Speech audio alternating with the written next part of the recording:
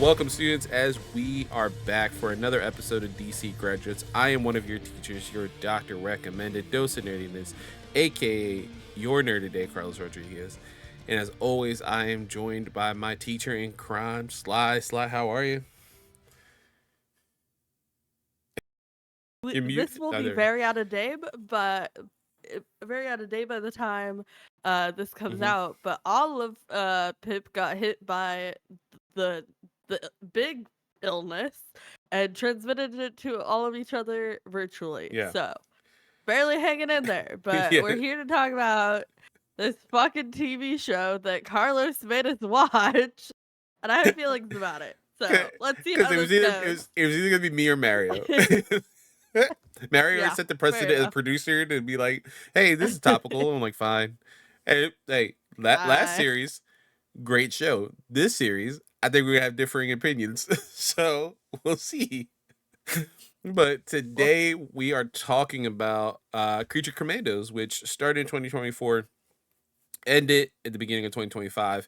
It is our first piece of this new DCU that we are getting post James Gunn taking over. This is before Superman. That'll be the first live action thing we're getting, but this is the first thing in general that we're getting this new universe. Kind of sets the precedence, what's canon, what's not canon so far. It's going to be interesting to talk about. So I was excited about this just from jump. According to the trivia, he pitched this to DC, I guess, when he was doing Suicide Squad before he took over as head of DC, and then it didn't get greenlit right away because it's a weird concept. And then he became the head of DC and looked at it. He was like, "Oh, I could greenlit my own show." He did it. Typical James Gunn. yeah. Uh, Mhm. so he did that, and then yeah, he made a show about monsters, which is insane. We'll talk about it more in a little bit, but I'm more excited. I was more excited about this just because it's new. It's a brand new, fresh start for the DCU. This extended cinematic universe that we're about to get. It's James Gunn, who I generally love. Has like a lot of fans, a lot of detractors. When he wants to go rated R, he goes full bore rated R. Does that hit? We'll see. It wasn't necessarily the violence that I had an issue with. It was the contents of what he thought was a good and or appropriate writing. But we'll get into that when we get there. We will get into it, yes. So this series has two directors. We have Matt Peters and Sam Liu, who we've talked about. He does so much stuff. He's like the GOAT Everything. when it comes to anything DC animated. It's written by James Gunn. He actually it looks very like he did it on his own because he's the leader of DC, but he does get like a little animated credit in the beginning. That was actually the studio who did it, which it sounds like bullshit. But at the same time, he does seem like he's kind of like a chill dude for the most part. That he'd be like, no, no, no. Oh, you guys did that. That's cool. Yeah, we'll keep it in. I'm not gonna take it away. Um, this time we have the studio is WB, that Saffron company, which is probably gonna be who we mentioned in anything live action as well, because Peter Safran is the other co leader of this new DC movie initiative and just the DC studios and the Troll Court Entertainment Company. It stars, I hope I'm not butchering any names, Indira Varma, Sean Gunn, of course, he has to have his brother in it, Alan Tudyk, Zoe Chow, David Harbour, Frank Grillo, Maria Bakalov, Bakalov, Glova, I think. Baglova. Viola Davis returning as Amanda Waller, our first piece of the DC universe coming back. Hell yeah. Staying, and Stephanie Beatrice, who does so much audio work. It's kind of crazy, and just like small things. Like in my head, Yeah. I see her as like, I don't want to say that animation is a lower tier. That's the whole point of our series, at least to tell you that hey, animation is fucking awesome. You should watch more animated stuff. But she's popping up on this. Legend of Vox Machina. Of course, she's done Encanto and things like that. But so it's just like cool to see her. It's like, hey, how many episodes you give me? I'm thinking like 5 minutes of one episode. Really? Yeah, I just love doing this shit. Where is it streaming? It is actually streaming on Max because they have to. It's brand new, and it's part of the new DC I feel universe. like they're contractually obligated, Yeah, and we'll see how long it stays there. But let's see. Once they reboot there this for universe now. again, and it's on Tubi, you can watch it there. But right now it's on Max. You wrote the one plot recap. I put the one for episode 1, but the first one is Okay. hilarious. So Sly, Yeah. hit us with both plot recaps because the one from IMDb, Okay. hilarious. Yeah. So the default again, both of these are provided. I think they're not written by like fans like we Mhm. normally have. But the series description was follows a group of military superhumans comprised of a human leader, Okay. a werewolf, Mm-mm. a vampire, Mm-mm. Frankenstein's monster, Mhm. and a gorgon. So we got two right. We got two right. We got 1.5 right. Yeah, yeah, yeah. 'Cause you can call him more Frankenstein's son. There really is a more. Well, well, he's not a part of the Oh, group. fair. True. Yeah, very true. Actually, She is. yeah. Yes. Which is it's so messed up, and I can't wait because I actually watched this with my friend next to me the whole time, and we were both like, "What the Uh-huh. fuck? Oh no, there's some weird implications here." Oh, But that was yeah, from there are. IMDb. Yeah, that was Yeah, weird. and then the episode 1 plot recap, which is a little bit more accurate. Amanda Waller assembles the Creature Commandos, led by General Rick Flag Sr., and sends them to Kolistan to protect Princess Ilyana Rostovic. Yeah, Which they that's sure do. you really do. That is way more accurate. Not a lot of details, but 1,000% more accurate. Uh, so I wrote this in here. So I hit us with the comic book characters. We've got the aforementioned Rick Flag Sr. We got my boy G.I. Robot One of the killing it. stars of the show. Oh Uh, my god. absolutely. Dr. Phosphorus, Nina Mazursky, Frankenstein's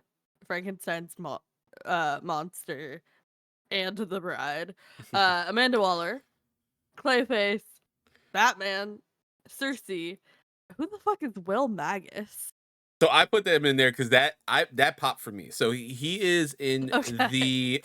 I should also put Sergeant Rock, and his special suit, like they say Special Easy Forces Company, group. right? Yeah, they call it Easy Yeah. Company, right? Those are other very important DC characters in like the lore of overall DC stuff, but they're so like minuscule to like the when you see Superman, Batman, Robin, these things are important, right? When you see Will Magus and Sergeant Rock, like there's nerds like me who are like, oh shit, I literally saw Sergeant Rock flip the hell out. I was like, oh my god, GI Uh-huh. Robot served with Sergeant Rock. I'm like, that's crazy. That's a big thing. But Will Magus is also in that episode. He's the professor who is examining GI Robot because he's trying to come up with his own Gotcha. Mhm. robots, which is big in the DC universe, and they're actually alluded to behind him on the whiteboard. Yeah. He makes the metal men, so iron, platinum, iron, platinum, gold, mercury, silver. They're like a group within the DC universe, and that he makes, and they're very like intelligent automatons and stuff like that. Not on the level like they're way above where GI Robot is, though. Special shout out to GI Robot and his Nazi killing ways. He was. Yeah. I loved him. I love him. I was all in for GI Robot. I love a man with a mission. I Hmm. love a one-track mind, and I especially love when the one-track mind is killing Nazis. Absolutely, we I was are. like, hell yeah. I was Yeah, 100% on board with everything surrounding GI Robot. we'll get into it too in that episode. But man, there's like a moment where he has like almost like what I could describe as sexual ecstasy coming from a robot, where he notices the alt right symbols, and I was like, "Oh shit, it's about to go down." That's crazy. He's like, Um, I haven't shot a Nazi in decades, and now you've delivered me a feast. yeah, exactly. That's exactly. I can't wait to talk about it. Um, But that concludes our comic book characters. Let's get into the Andrea Romano round. It's been a minute since we've done this show, so I'm like all scattered ring. For you guys, not so long. For us, very long time. So let's go to the roundup as we shout out our voice director queen, Andrea Romano. I'm going to start here. We'll start with the funny, go with the existential at the end, and then in the middle we'll kind of talk about what we think this new universe will talk about. But first, Amanda Waller, why is she a bitch? The bitch, like that's she is that's horrible. Just her character. She's truly just the worst. I will say though, Viola Davis, this is my first interaction with her in this role, because I do not watch live action things in the DC universe. And she killed it. She was great. I mean, it's Viola Davis. No complaint. No, she is phenomenal. And it's funny because this is off the backs of we get touchstones in the very beginning of where this fits in the universe. What's happened, at least what we know of. So we'll talk about it more as we go on. But like, so straight off the jump, there is no Justice League. Themyscira is a rumor. But the events of Colto Maltese, which is a the mission in Suicide Squad, James Gunn's Suicide Squad movie, happened. So that Suicide Squad team, and I guess the one in the Jared Leto movie to a certain extent, exists, or some kind of version of the Task Force S before James Gunn's takeover existed. Is there something else that happened at Corto Maltese? Because that name is familiar, and I do not. The same two different events happened in the same movie with certain characters that are touched upon here. So we, who we see at the end of the series, Killer Shark, was part of this mission. He got away, and I guess they called him back. I think we see him at the end of the series. But he's now part of the Creature Commandos. Weasel as well was part of that team. But set in the beginning of that movie, spoilers if you haven't seen James Gunn's Suicide Squad movie, it's really good. You should watch it. I highly recommend it. The team that you're kind of used to and some other people just get murdered right off a jump. So another thing, if we ever get a Flash, he's probably not going to have a Captain Boomerang because Captain Boomerang dies in the very beginning of that movie. Harley is presumed dead. Weasel looks like he dies because he can't swim, and then he pops up at the end. And they keep talking about this "he killed 28 children" thing. Cannot wait to touch upon that episode. God, I cried. So all this stuff happens, and you're like, oh shit, this is not the Suicide Squad. This is, and it shows the team of Peacemaker, played by John Cena, Killswitch, I believe played by Idris Elba, King Shark, and we have some other people like the Ratcatcher too, and some other people we see throughout this mission. They end up, and Rick Flag Jr., Rick Flag's son. How's that work? Because it's played by Joel Kinnaman, who is not that much younger than Frank Grillo. Is very simple when you think about it. He talks about it in the first episode. 18, has a baby, joins the military. Boom. That's it. That's how he's able to have a son that has a very decorated military career as well. At like 30, when he's like 50. Like early 50s at that. Like a good 50. He's a good 50. But there are events that happen in there that we will touch upon as well. Spoiler for that movie: Rick Flag Jr. dies. There was a reference to that in the show. There's a reference in episode 1. It was like, oh, what happened to his son? Yeah. I don't know. I don't care. Yeah, Waller specifically does seem to have a sort of compassion when it comes to him and his children. I think there is a weird dynamic between Rick Flag Jr. and Sr. and Waller, because as much as Waller might have not, well, Waller's kind of the reason why Rick Flag Jr. dies, of course, because Waller's a bitch. She's horrible. She's the worst person in the DC universe. She's just a human. That's how bad she is. She's worse than Lex. She's worse than Joker. She's just that bad. Peacemaker kills him during the mission because he is going to leak what Argus has been doing. So unfortunately, Peacemaker kills him. All Peacemaker 1 is kind of him dealing with that, like that guilt. Peacemaker thinking he's a superhero. He almost dies too. Um, I forget what the Idris Elba's character's name, almost kills him. He's able to get back. He is also dealing with the fact that he's not who he always thought he was. He thought he was this big, brave American hero that would help, do the thing that is supposed to be done.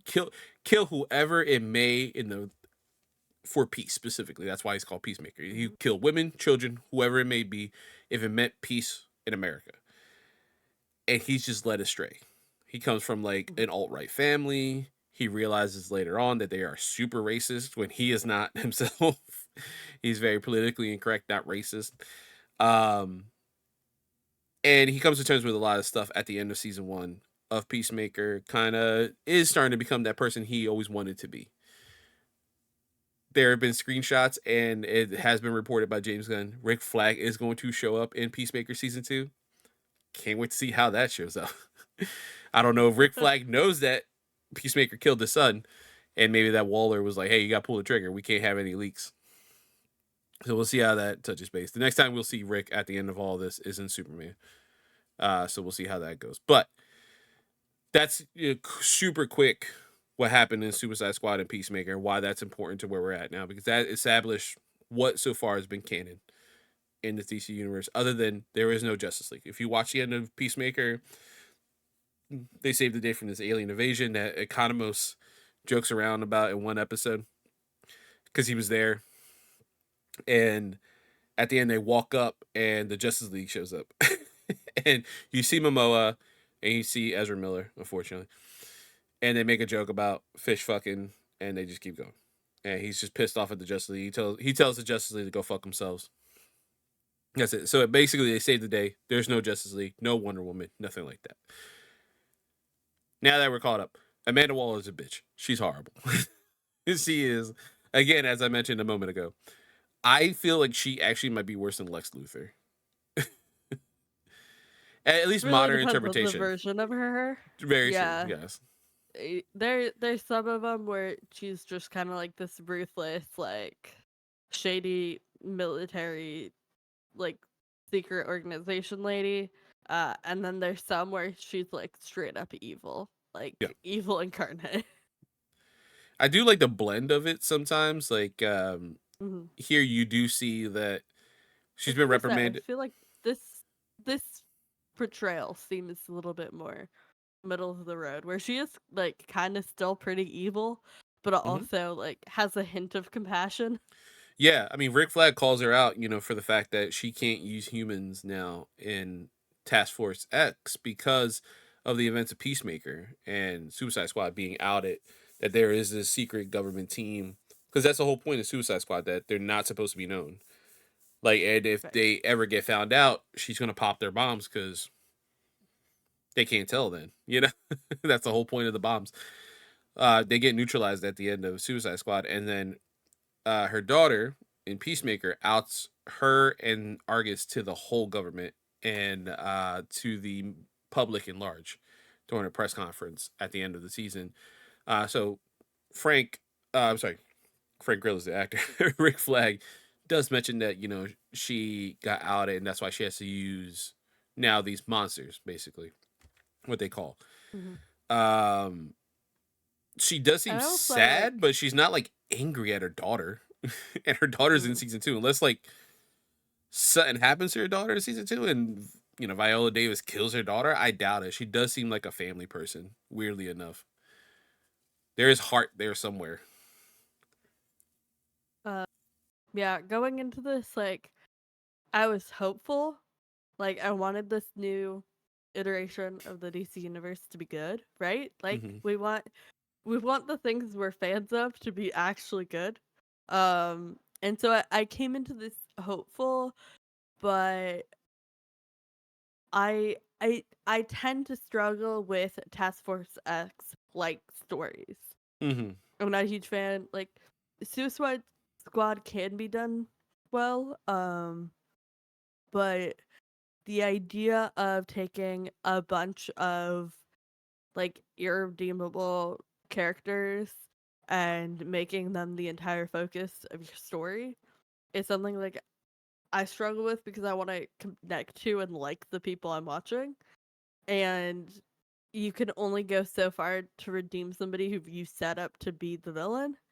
I feel like this version played interesting with that boundary, and there was a couple I liked. Like I loved Nina, Yeah. loved RP. Nina and the Uh, Bride to me were my favorites. I would have liked the bride more if she had more to her story in a different way, and we can talk about that when we get to the writing. I loved GI Robot. My only complaint with him is that he disappeared like halfway through, and then we didn't see him I again know. till the end. I wanted more. But yeah, no, like Nina was amazing. The bride had promise, but I was a little let down. GI Robot again. I wanted more from him.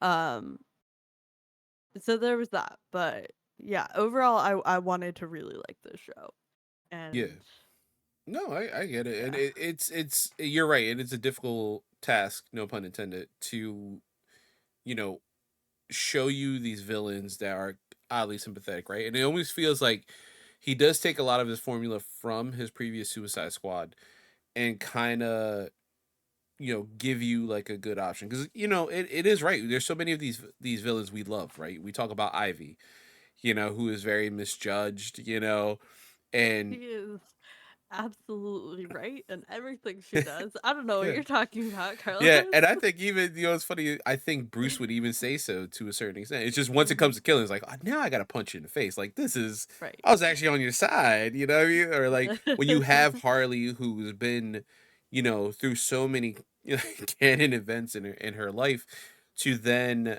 come out of it as a hero, away from Joker and stuff. It's good writing, but it took a long time to get there character wise. Mhm. Um, Something he did good in the last Suicide Squad movie and this one is because he has the option of, hey, I'm going to make these villains. I'm going to show you why you should care. They're not necessarily villains, or in this instance, they're not necessarily monsters in the traditional sense. They are in the outwardly sense. Like we see them as monsters because of their looks and what has been said about them. But once you get their backstories, this happens in Suicide Squad as well. You get this interesting flip where you think one thing and then you see another. Again, when we're introduced to Weasel in Suicide Squad, I think it might be one of the like Fool Borg's character, like Javelin, says something like, "Didn't he kill like 28 kids or something?" And that's all and then he dies, and quote unquote dies, like drowns, and then he pops up at the end credit scene alive that we see here. So that's all we're told. So yeah, I want to see this motherfucker. I don't want to see this dude die. And the whole time watching this, you're like, okay, like you're kind of using him as a dog. He's kind of weirdly cute. I'm enjoying this. And then you get to his backstory episode. You're like, wow, okay. So I was wrong the whole time. They even in the Mhm. beginning of the episode, oh, it's just 8. And I was like, well, that's still fucking 8 kids he killed. Like, why is he going out on missions? Like blow his head off as soon as he's done. Like, what are we doing? Like, he needs to be dead. And you're Waller, do it. Just, oh, he twitched. I don't know. Fucking, I killed him anyway. Um, to then get his backstory is really interesting. To set up this weird, like seeing Rick Flag Senior kind of have the same morality as his son is very bittersweet, especially if you've been following his son, his character, in those previous films, and then you get here because you truly understand their sense of duty to America, in quotes, like this, like they feel like they need to protect their homeland. They have this, I don't know, this misguided sense of like what is right, what is wrong, and it is a military sense. It is almost like black and white to a certain extent, but once he sees something's wrong, it's wrong, and there's that plays into the season. Um, the odd flip for me was Eric Frankenstein because in Yeah. traditional comic book media, Frankenstein is portrayed as this very valiant hero. He's just like, I think he holds Excalibur in the DC universe. Like he can, that's how altruistic Frankenstein is. So I knew ahead of time they said, hey, we're gonna play around with that, with Frankenstein. He's not gonna be a traditional sense in the comic book character. I'm like, oh, okay, I wonder what they're gonna do. And they made him a simp and a stalker. They made him a creepy douchebag. Yeah. That's what And they that made him. he felt like every online dude, every right wing gross dude that like feels like women owe him something. He's constantly the And butt of jokes. problem with that, my problem with Mhm. that and how they did it is it was tired after the second time it came up. It was and then you completely like repeatedly got bashed over the head with it for the rest of the episodes of like how vile and gross and shockery and abusive he is. And the problem was the way that that fit into the universe was done so in a way that the people who needed to have that story spelled out for them thought it was played for laughs and that it was acceptable behavior. Like the people who you would look at that portrayal of Eric Frankenstein and be like, wow, that's just like this creepy dude I know. That creepy dude you know thinks that that's funny. And then Yeah. it was a funny bit they were doing. And there was nothing in the text to interrogate that and really break down why that was so terrifying. Like that was absolutely horrific. Like a dude beating the shit out of you and then stalking you for like years on end. Yeah. Like if you think about that like in the real world for even a couple seconds, you can see how utterly terrifying and awful that is. And there Mhm. was nothing in the source material that had any indication that that behavior was absolutely not appropriate besides a couple offhanded comments from like the girls about how creepy he was. Yeah. Or Flag being like, "What the fuck? What is wrong with you?" Like he like constantly like pushes against him, like because when he wants to kill the teacher, the fake out, that we get with Cersei's character, the Yeah. teacher that says she can interpret this stuff. Um, and Rick Flag's there. He's like, "Dude, what the fuck are you doing? Like, stop! Like, no But one's like gonna die." even that And it felt like Flag's like take on that was played for a laugh.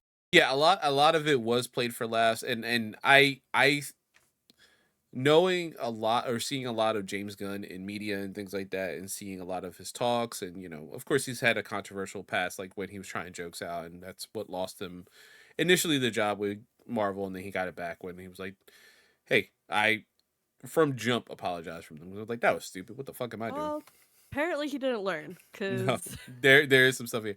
I read it as I'm addressing something. I'm doing it in a comedic take, and I know people who have been through this, something like that, where the worry is, if we've seen in a lot of media, is those right wing douchebag incel dudes. I mean, matter of fact, even season one, the people, the sons of Themyscira, are played as these people, as Frankenstein. These incels who think, oh yeah, and they address it from jump. Like satirically, like, hey, oh, women belong in the kitchen, da, da, da, da, da, as they take orders from like one of the most powerful Amazonians in general. Like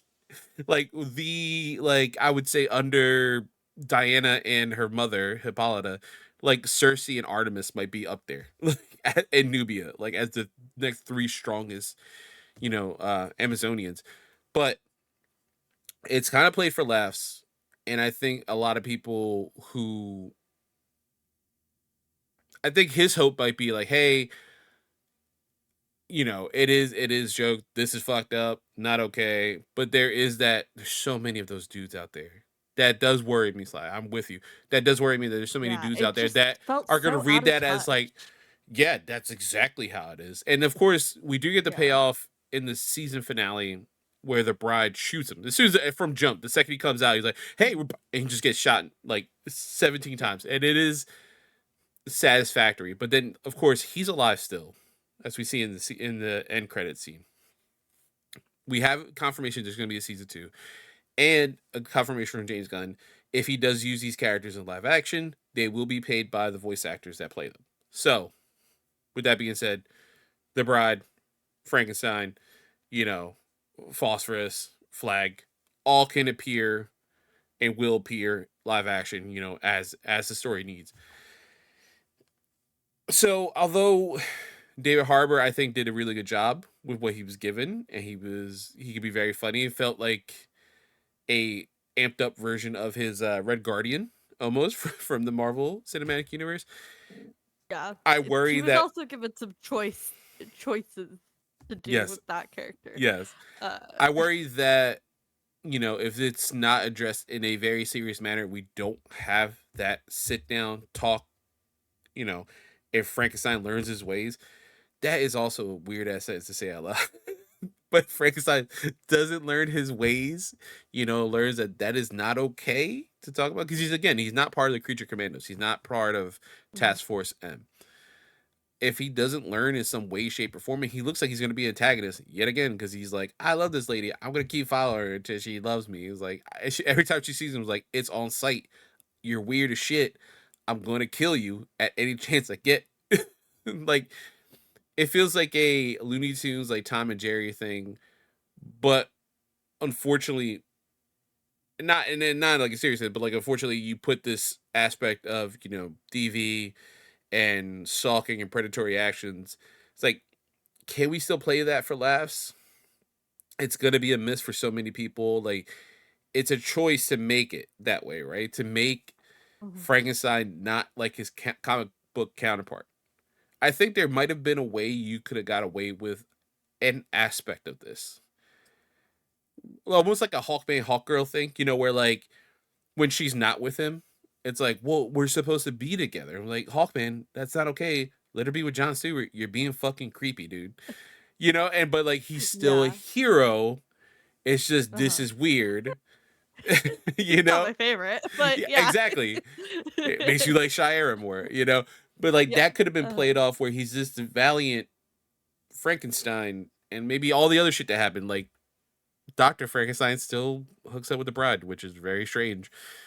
That Yeah. has And that was like my biggest problem with the bride as a character mhm. is she is so cool and badass and strong and like she gets so many cool moments, but it still goes back to like this misogynistic take on her where all of the storylines we're getting about her are through the men in her life. Mm. Like it would be so easy to just tell a badass like Bread story, but instead it has to be all of her story is about Frankenstein's monster stalking her. It's about her fucking hooking up with Dr. Frankenstein, which was the choice. And then the monster fucking killing him for hooking up with his woman creation. But it was just like a lot Yeah. of choices were made, and like if you could have divorced her as a character from the men in her lives being the pivotal aspect of all of her storylines, she would have been an incredible character in this. If you had given her like a single independent storyline where it's about like herself and empowerment and like doing badassery that we see from her, it would have been such a stronger take and a more Mhm. like engaging character in my Yeah. opinion. And I will say, as much as I truly do love a lot of James Gunn stuff. Like everything I've seen, I've generally really liked, and I understand that. But like being sole writer, I think that has an incredible task on its own, right? Especially when it's a series, right? When it's Superman and it's a feature film, and they might like time wise they might sync up. It might be 2.5 hours. Who knows what his Superman movie is when it comes out in July. The interesting thing about that is like that can have one writer, and that's okay. That is one set story, beginning, middle, end. This is a beginning, middle, end, but it's told across 7 episodes. TV works completely different than film. Yeah. So It's a I don't know if completely maybe different craft. yeah. So I don't know if his idea is, hey, okay, this is my first project as head of DC. I approved my own project, which again we can laugh about, but poses its own problems to a certain degree. Um, Brings to question. yeah, yeah. Hey, at the same time, Sly, we're getting a Damian Wayne and Batman movie at some point. Don't bite the hand that feeds, Sly. Okay, we're getting our little shit Robin, and we're also getting a puppeteered, somehow weird 3D animated Jason Todd, Dick Grayson movie. Again, I don't want to make I don't want to make this man angry. You know, David Okay. Zaslav, he can go fucking go to hell.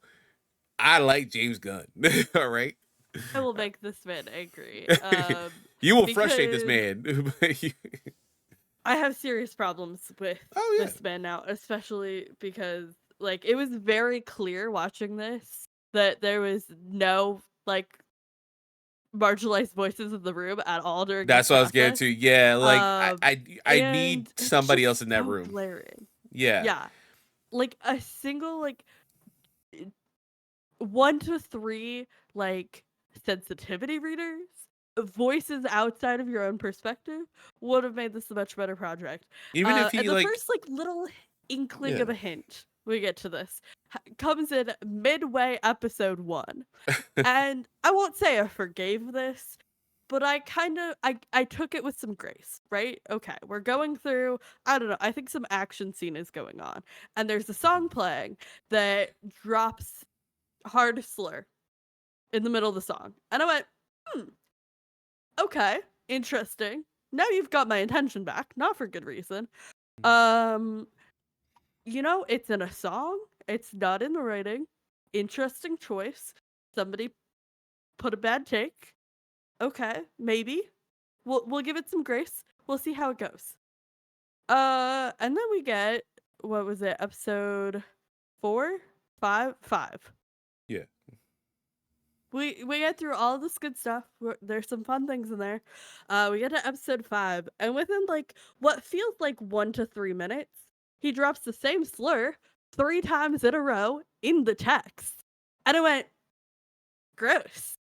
And then immediately after that, follows it up with a horrifically ableist line, which is absolutely disgusting and absolutely something that disabled people get said to their faces on a regular basis. And it's not fun time, can promise you that. And I would have turned off this entire series if we weren't talking about it tonight. That is an instant DNF for me. I'm out. I'm done. So the rest of this show, the next 2.5 episodes, I'm fuming, disgusted, hating every single minute of it because it shows that you have no fucking care or clue or idea about like how to navigate the world with any other group other than your own. Like the misogyny stuff, like, okay, whatever. Like, we still have a lot of ways to go in representation and film and like really drawing out those internalized like thoughts and opinions. And we're working on it. Mm-hmm. But like just like the casual repeated use of a very known and documented slur, and then also the like horrifically casual ableism on top of all the misogyny, I was like, I'm done. Like, I don't trust you to write anything ever again. If it's the year of our Lord 2025, I can say that now. And this is still what we're deeming appropriate and acceptable to put out into the universe. I just I don't agree. I'm done. I'm out. I couldn't. That was my limit, and Yeah. he hit it nailed on the head. Yeah, and look, I understand it too because and they come from, if I'm correct, this is from Dr. Phosphorus, right? Who is our true bad guy? Like he's the true, like although I tragic think backstory. it was Frankenstein. All right, yeah, no, two true bad guys. Yeah, no, I forgot about that one already. I don't know. Honestly, I'm literally looking at his fucking face, like in the thumbnail, looking at Frankenstein's face, and I already was like, oh yeah, I forgot about him. There are two true quote unquote bad guys, right? That we see throughout this that maybe they have tragic backstory. It's not Frankenstein at all. He's just this bad guy from jump. Like a petulant It's like child. in the scene where they're trying to humanize him. Oh He's yes, yes, talking yes, to yes. the old lady. And I'm That is like, that's where it is. Yeah. Now I remember. Yeah, I know what you're talking about. Yeah. I thought you were talking about Dr. Phosphorus because he does say he gets away with a lot of wild shit that he gets to say because I was gonna say he is the bad guy, compared to Weasel, G.I. Robot, and Nina, and like there are people who have done bad things or have been looked at as bad things because of who they are, the fact that they are monsters. Phosphorus legitimately went like, "Hey, I have a tragic backstory. Fuck it, I'm just gonna be a villain in Gotham." What happens when you're a villain in Gotham, Sly? You meet some Batman. fucked up shit. Yes, you meet Batman, and oh boy, that Batman's thick. We'll get to it in a little bit, but you know, I think there is, when you, from an outsider's perspective, looking in, to this one writer in the writer's room, right? Writer room. You see these two, Singular. again, these irrepressible characters. It's almost like, hey, they can say the bad shit, they can say the horrible shit because they are bad. If the bride says something, it's because, hey, she's a little angry. So like, it is 2025. The stuff does not go well. It age well back in the day. It doesn't age well now. So no, I do agree with that with you. This is a good way to kind of transition to one of the next pieces. Does this worry you with our next upcoming project? Of course, we are an animated podcast. Season 2 got announced. I'm sorry, we will have to watch season 2 for the Maybe we can content. get some guests on for that. Yeah, we'll get married on that. You We'll and get some married on other that. people Yeah. can watch season 2. This being the first salvo in this new DC universe, and our next one is the complete other side of the coin, where it's Superman.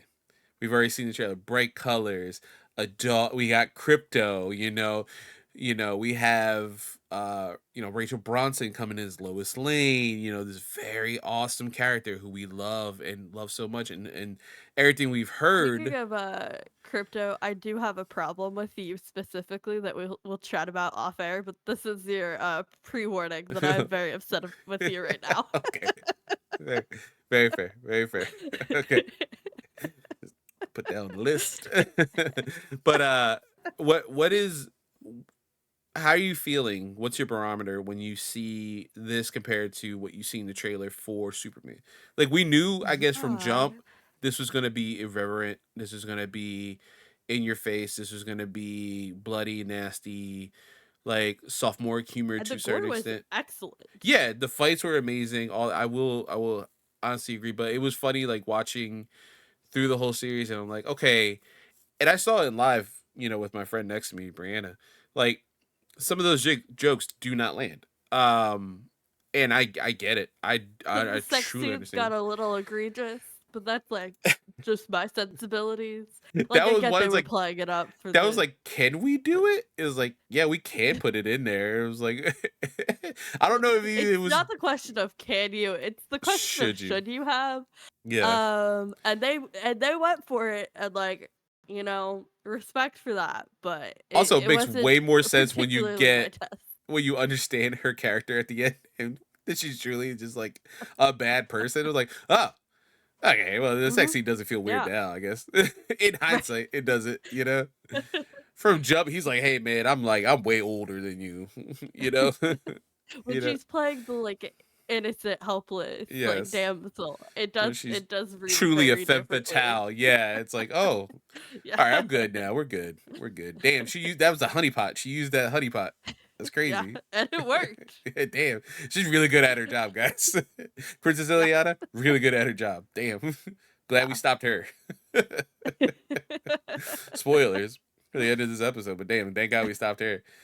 But what do you feel like? Because it wasn't. I don't want to, like, I'm not bemoaning anyone who's upset by watching this, but James Gunn was like, hey, I'm gonna go full bore rated R with this, and it does not hit for some of it. It does hit for some. It does not hit for some. I have your concern with those incel motherfuckers who will take Frankenstein's storyline and be like, hey, that's appropriate. Like, no, it's not.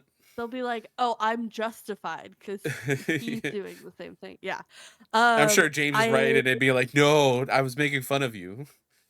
But he's not. It's not like The Boys, you don't get like the situation in this past season of The Boys where like a bunch of right wing incels like, I love Homelander, I understand it. It's like, wait, are they making fun of us? It was like, yeah, this plays about you, bitch. Right. Yeah, you have to give the time for the recognition to set in. Yes. And with like 20-minute episodes, you're not gonna have the time for it to. So I'm hoping for season 2. That's my fingers crossed that we'll address see. a lot of this stuff in season 2. But right. how are you feeling going into Superman later this year? Yeah, and again, going into this, I felt hopeful. I was excited. getting a fresh take Mm-hmm. on the DC universe. Hopefully, somebody will bring in a new wave of really good content that we can enjoy. And after this, I was, a little let down, a little worried about what it means. But I think looking at Superman specifically, I feel like there's going to be a lot more people with their hands in the pie of Mm-hmm. crafting that story and a lot more opportunities for checks and balances for how that story gets told. So I'm hopeful that we are not exposed to any more repeated slur usage in Superman. Yeah. I feel like that's a low bar, but I'm hopeful that we won't have a similar It's the experience with bottom that. And I feel denominator. like, right. Um, and there was so many small little gems in the writing here. And I really do think it being a single writer greatly suffered for the story because there were a lot of great ideas throughout this series.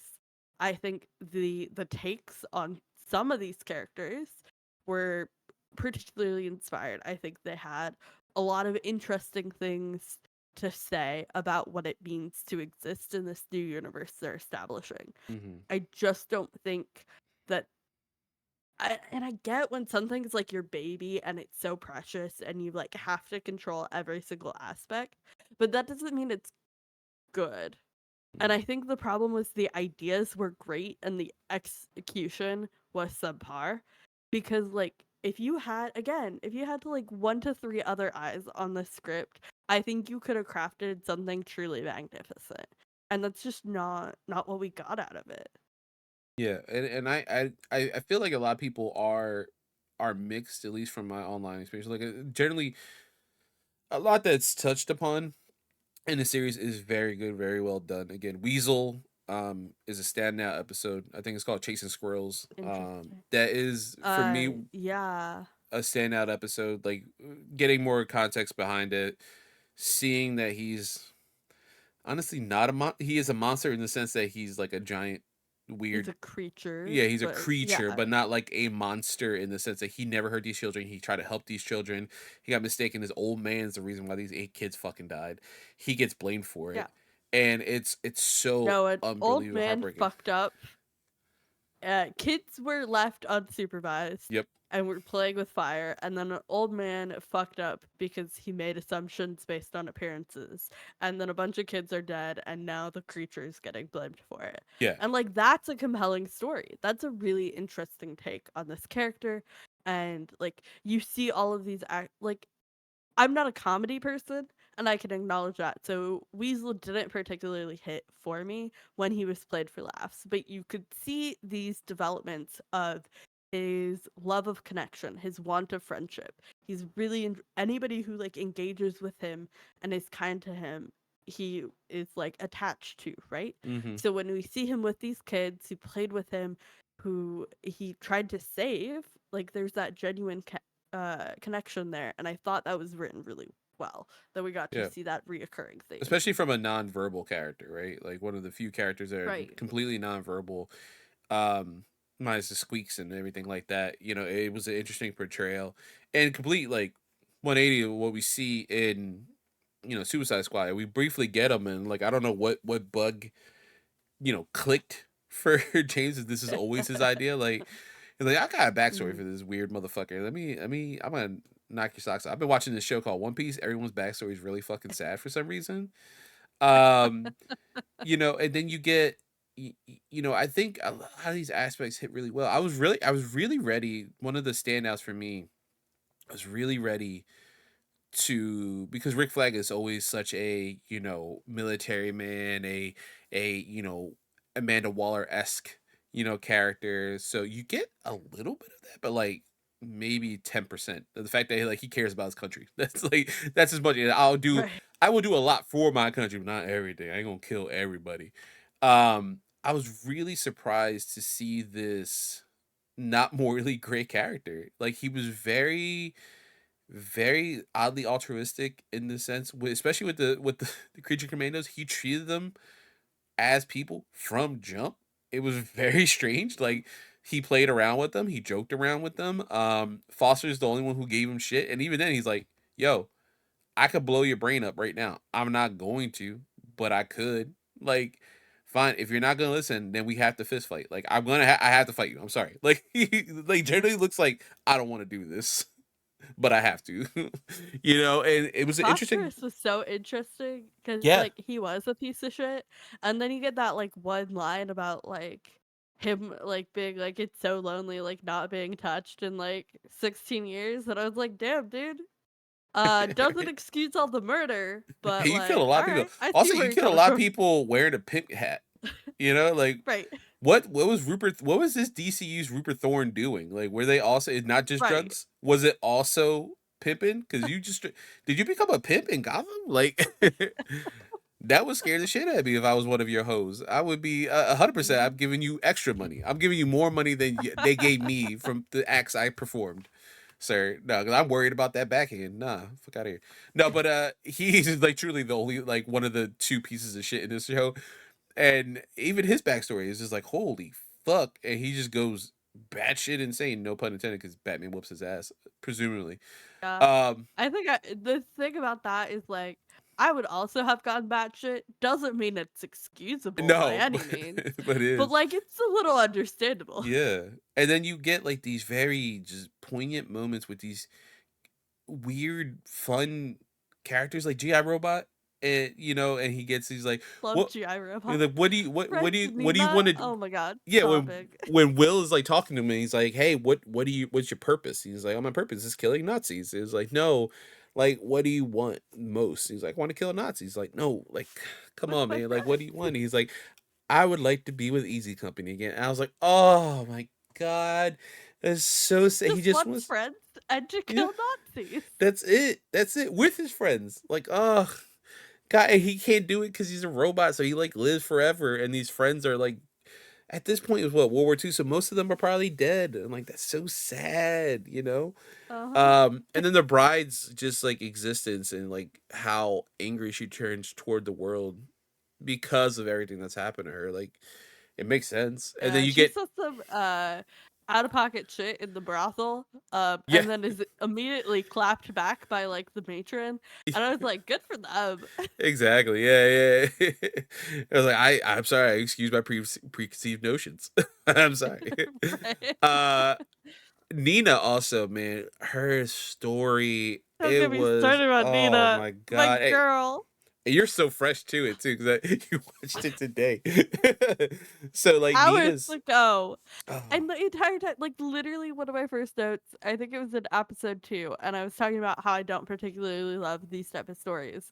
And I was like, except for Nina, I like Nina. And then the, and then the whole time I'm just talking about how much I love Nina. And then yeah. of course, she's the only one to get fucking killed off. Of course they had to do that to me. Yeah, After because her like beautiful and, like, again, by episode 7, I was already, like, kinda done with this shit. I was, like, just trying to power through. And then she gets this beautifully crafted backstory with this dad who loves her so much, but, like, oh doesn't know how to handle it properly. Like, we could talk about the eugenics of it all. I don't particularly want to on this episode, he but just definitely know I was tries. thinking about it. He's trying. She just wants to like be socialized and have friends And he and play tries too. He's field like, yeah, hockey. Good for her. And yeah. he's trying. And Like she she's a gets normal girl. He's like, ruthlessly bullied. Yeah, she's and a fish. then yeah. But I love her so much. Uh, And she didn't want to kill the bad guy, even though she was the bad guy. And she mhm. gets murdered for it anyways. I'm pissed. Oh I my loved her god. so much. That And was devastating. of course, I mean that fuels like that's like one of now it's gonna be the bride's like first big things, right? Like this is now her Yeah. command. These are her creature commandos now we have established at the end of the season. Yeah. This is her team, and now she has to deal with she fucked up. Yes, the mission is done. It's her team and her friends. Like Yeah, that's she like is friendly with them Nina now. was the Yeah. only one she really connected with. Like Yeah. Nina She's and the opened bride were up. tight. Yeah, and she opened up despite, her Right. wanting not to. Like Nina just made her open up, and then she saw the good in Weasel, and she obviously they Yeah. don't know his backstory, but like she sees that, and Phosphorus is just a weirdo, and she's Comforting him while he was having his fucking nightmare about all the kids dying. yeah. Oh my god, what's he doing? He's probably chasing squirrels. I hit so hard. Ouch. Oh my god, but it.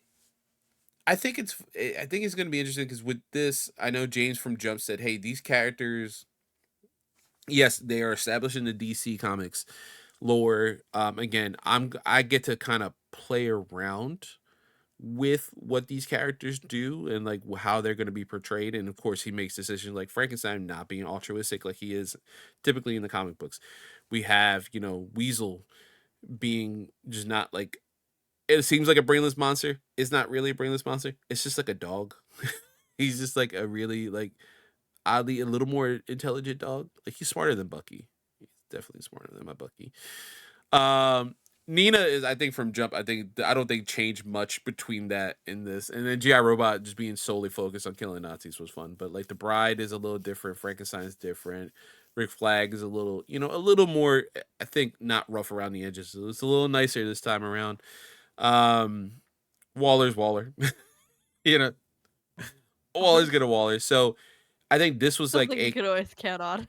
yeah, this was a playground for him to see what he can do and how he was going to adapt things. But at least we know from Jump when he is talked about Superman, it is, hey, this is one of the, this is like, comics first superhero, quote unquote, this is someone who has all this canon, has all this story, has all this like stories to pull from and all these other things. So I'm not going to mess around too much with this, and he's gone on record saying this. So that is interesting to see. Like now, of course, he's gonna do certain things, right? It looks like in that trailer. If you haven't seen that trailer, please check it out.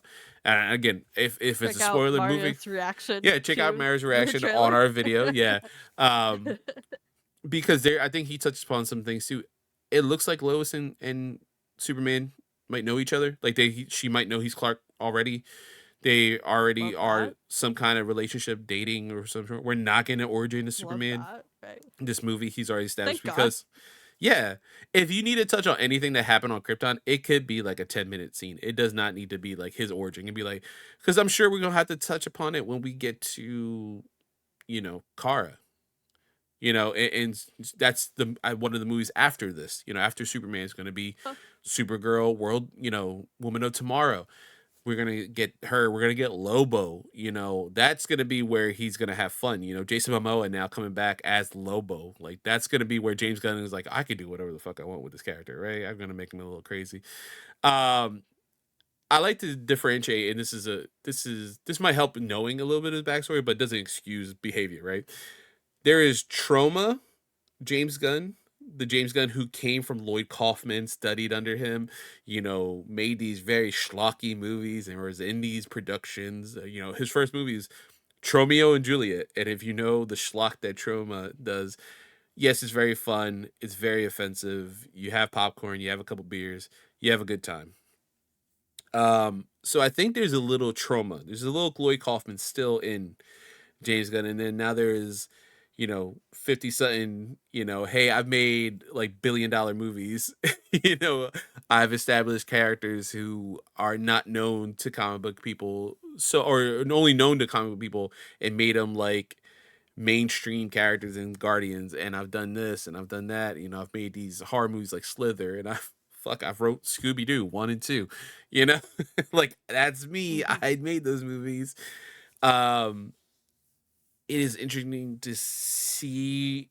I feel like there's a little trauma James Gunn in here. I don't know if we'll see trauma James Gunn again for a little bit. I worry about Creature Commando season 2 again. There's a lot to address. I will say I liked it more than you did. You have very valid reasons for not liking it, and everyone who does not like it has very valid reasons. Those are very valid concerns to be worried about. Again, not having somebody else in the writer room, I think, is also a concern. I said that when it comes to pro wrestling. If you ever hear me talk about pro wrestling on any of my other shows, I think when it comes to anything creative, one person shouldn't be the head. Yeah. Yeah. They can be the figurehead. You could go to him. Create like a single work and do that independently and it can be incredible. But when you're thinking about especially media like TV shows, it's meant to be a collaboration. Mm-hmm. The entire structure of the art is designed to bring in a bunch of voices for them all to contribute the ideas, and you take the best of the best, and that's what makes it on screen. And in this era of doing these limited run shows, these smaller pared down stories, we've seen a rise of these like single writer type shows, and it doesn't lead to the best of the medium because you are so siloed into only your voice and only your thoughts towards these characters. And I would give season 2 a try if there's other voices in the room. I would love for a single woman to look at the script before it Yeah, yeah. goes to production. Again, even his wife is right. She sits right next to him. She's in this DC universe as Emily Harcourt. She's gonna be in season 2 of Peacemaker. Like, she's a prominent character in that series. Like, in this DC universe, she's right there, dude. Can you be like, yo, is this all right? Like, just turn the MacBook over and be like, yo, is this good? Nah, Right. okay. What would you change? Like, right Uh-huh. there. Like, how many friends you're friends with Linda Cardellini? Like, yo, Linda, real quick. I know you filming whatever show or movie. Yo, can you just take a look at this real quick? Can you sign this NDA Right. real quick too? Yes. Like something But like like that. that's Just the thing, you need more ideas and more voices to create the best. And again, if we come back with the season 2 and we get some, people of color in the room, we get some women on the writers team, and it seems promising, like maybe I'll revisit it, but like I was incredibly turned off by this being like yeah. solely his voice. And I really hope that he takes this reaction and internalizes it and doesn't get like butthurt about it and then goes on to only do solo projects for the rest of this universe. I No, really I hope that like he takes this chance to like embrace collaboration within this universe and let people tell these stories yeah, with him. I think that's the interesting thing when you see him as figurehead of DC Studios, right? Because you see him, and that is this creative that he is now being like, oh, he's not doing Lanterns. Like, he's not going to be working on that series. He's handpicked though a writer's room and a director for that series, right? So they can have their vision. They got to go to him finally and be like, yo, Peter, James, like, what do y'all think of this? Is like fucking perfect. Great job casting Kyle Chandler as Hal Jordan. Great job casting Aaron Pierre as, John Stewart. Good job. Like, I like that. What y'all working on here? What's episode 5? Oh, that sounds good. Yeah. Or you know what? Maybe let's tweak that a little bit. Like, that's what his job should be. Right. When him taking Creature Commandos solely, this could have gone either way. The surprise that it's very middling on the road, for the most part, you know, Mm-hmm. is interesting, at least from my perspective. The fact that like it could have been more offensive, it could have been less Uh-huh. offensive, it should have been less offensive, But there is an interesting. He's also never worked on TV, and we stressed that early in the Uh-huh. episode. Like, TV writing is different than movie writing, and the fact Very that much like so. he knows what he wants from, again, I'm speaking because that's one of the next TV shows we have coming up in this DC universe, whether it's live action, but Mhm. still we have Lancers on the horizon, down the line, and he has an idea like, oh, I want this to be like true crime meets the Green Lantern Corps. Okay, cool, basis for an idea. Now shoot that to the next creative, because you're not taking that, you're too busy, right? So don't give that to someone that you trust. All right, you picked your showrunner. Now they got to pick the writers, right? So let's do that. That's how Mhm. television should work. He's only worked on film ever. Like, if Right. J.J. Abrams were to go back with his years of TV writing and running TV shows and everything like else, of course he's done movies for like God knows how many years now at this point. But how much stuff does he produce with Bad Robot? Television shows now still. If he came back to writing and was like, hey, I'm going to write the initial treatment and write the first episode and direct the first episode of the series, from there you guys got to go with whatever I make. He's not Mhm. going to keep writing. He's too busy, right? He's J.J. Right. Abrams. He's He not. has so many other things to Yeah, he's do. not 2000s J.J. Abrams just writing Felicity and Alias at the same time. This is like 2025 J.J. Abrams, who's like producing this and directing that, and then, hey, I think we're gonna work on Cloverfield over here, but over here I think we're gonna do one more Star Trek, and like, hey, I kind of want to do Star Wars again. Like, he's working too much. So that's what I think we're gonna get with James Gunn, and that's my hope too with season 2 of Creature Commandos. That, hey, he's not like, hey, this is my baby. I'm gonna take this on my own. Like maybe just let somebody else work on it. That's fine. You know, Mhm. picking Sam as one of the directors, I think was a brilliant idea because this guy knows Absolutely. how to animate and how to direct Yeah, animation he knows and how to specifically direct DC. animated. Yeah, so Yeah. like do that with your writers room. Get a writers room for Creature Commando season 2. And yeah, be that person up top. And like That's like, maybe be hey, first and last.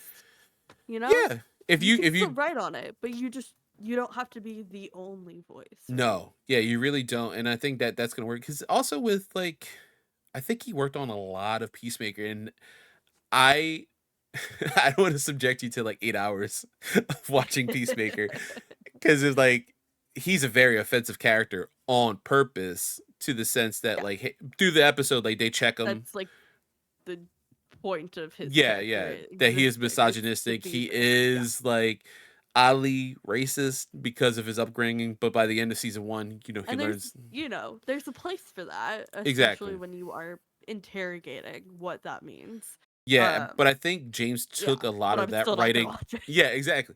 And I don't expect you to. Yeah, now especially after you watching Creature Commandos, I would not recommend that for you because of the, you know, subject matters that happen in that show.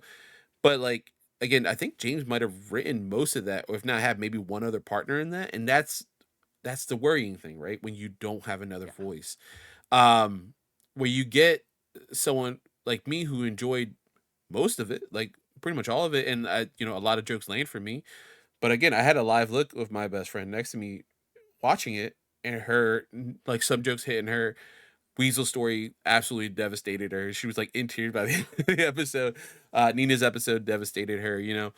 But then certain things like some jokes with Frankenstein, she's like, still, we're still making that joke. And I'm like, I was Yeah. part of me was dissecting him, like, I think that's the whole point.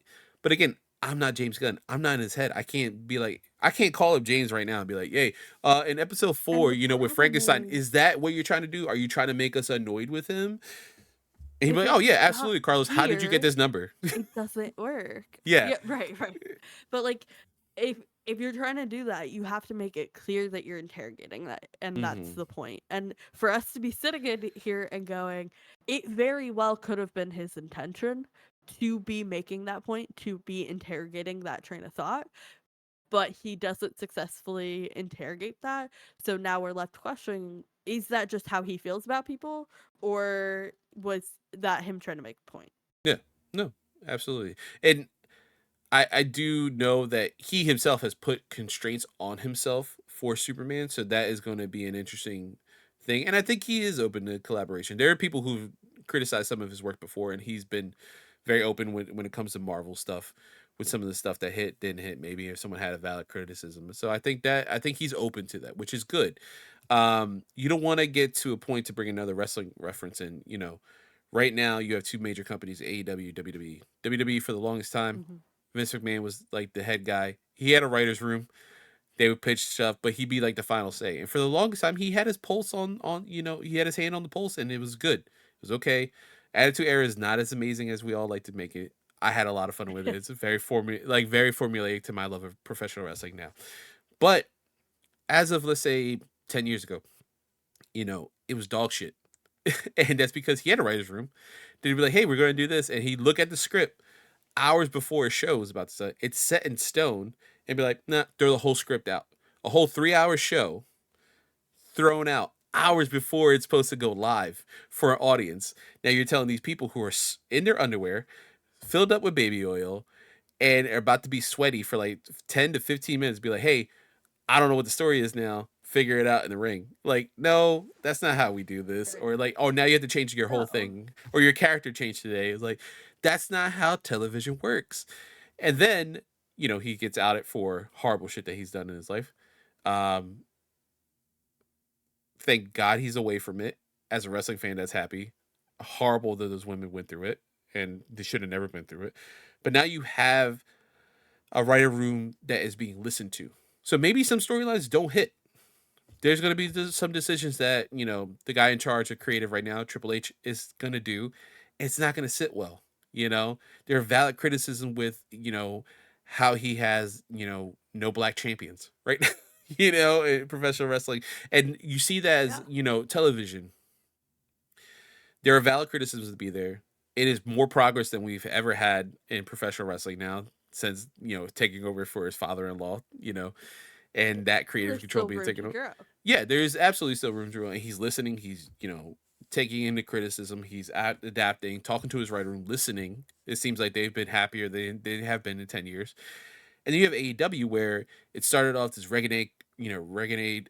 That's not the word I want to use. God damn it, this alternate company. Let's just say that. Um, fucking up that word. But alternate company, we want to change stuff. We've seen how wrestling's been for the past 10 years. It's been dog shit. So let's give somebody something new and awesome. And you get these first couple years and it's like growing pains and like, hey, let's give them some time. Let's give them some time. And now you're in a place where if a black wrestler a few years ago criticized her position on the card and how there weren't any black champions at that point, whether it be women's or men's, just no black champions whatsoever. Right. Okay, valid criticism. And instead of him taking that internally, he goes on Twitter and yaps about it. It's like, dude, you run a multi-million-dollar company right now with a major TV You deal. are, in fact, the problem. Yeah. You could solve that, but yeah. just Now that. you have this whole deal. Now you're live on Max.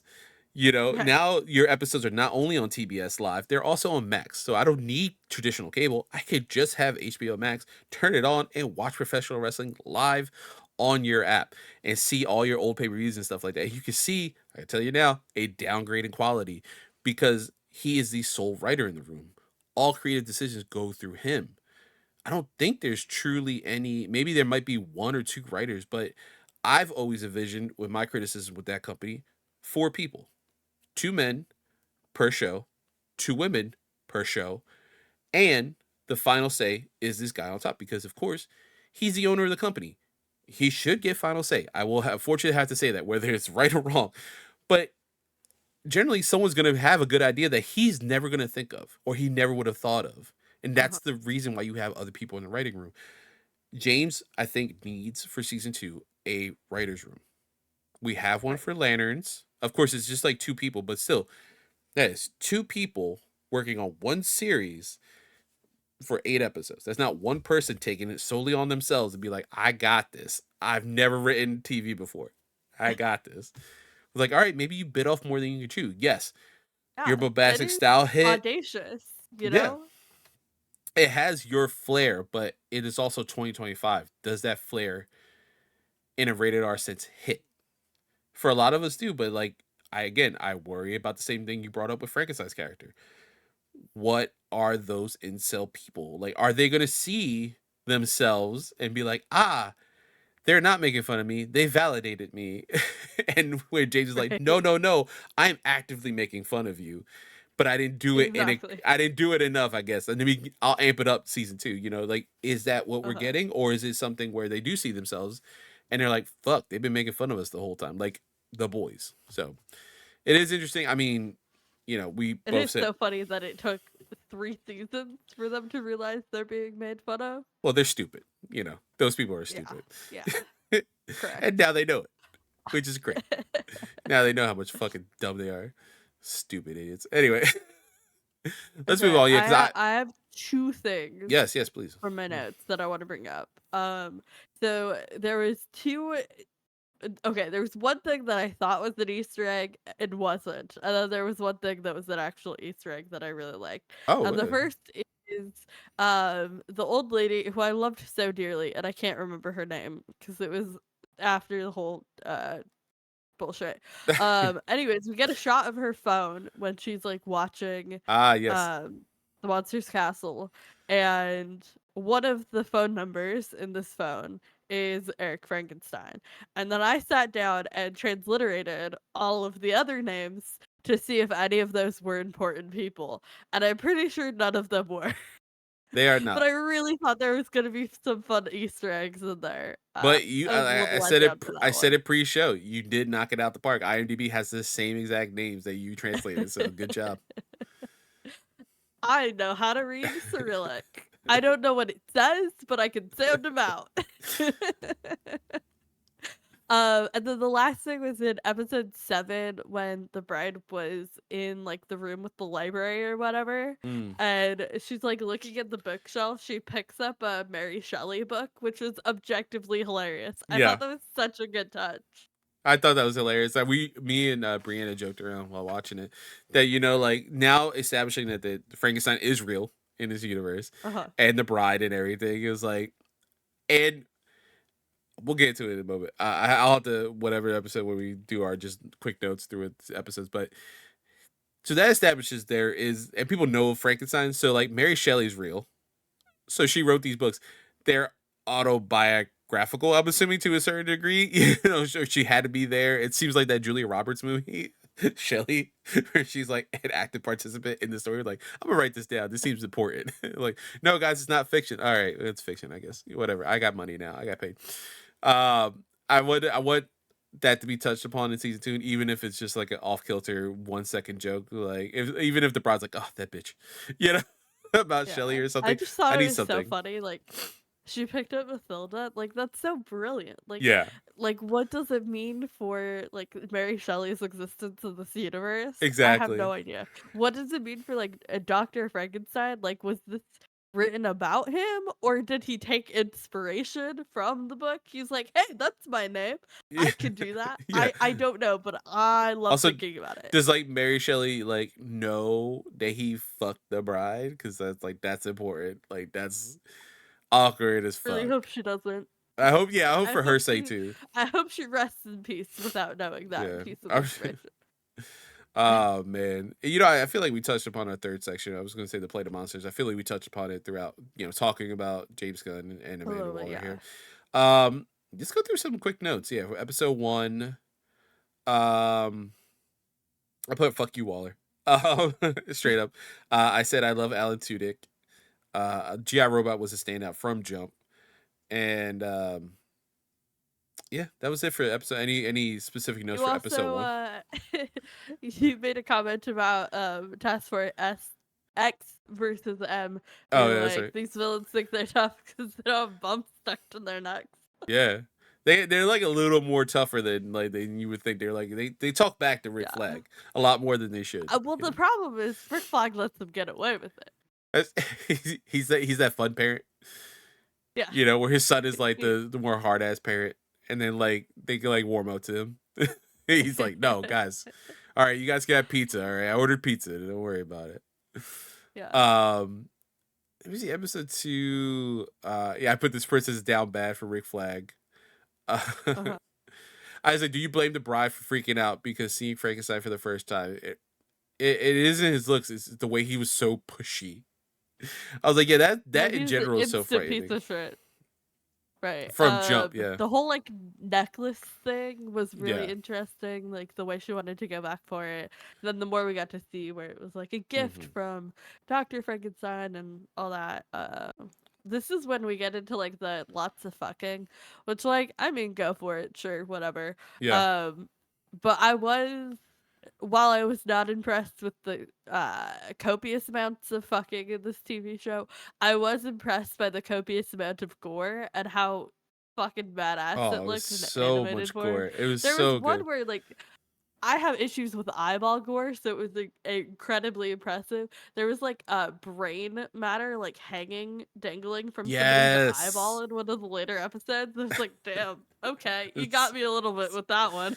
this is so gross. Also, speaking of the hooking up scenes, the sex scenes, hilarious that James Uh-huh. Gunn, because they record the voiceover sessions.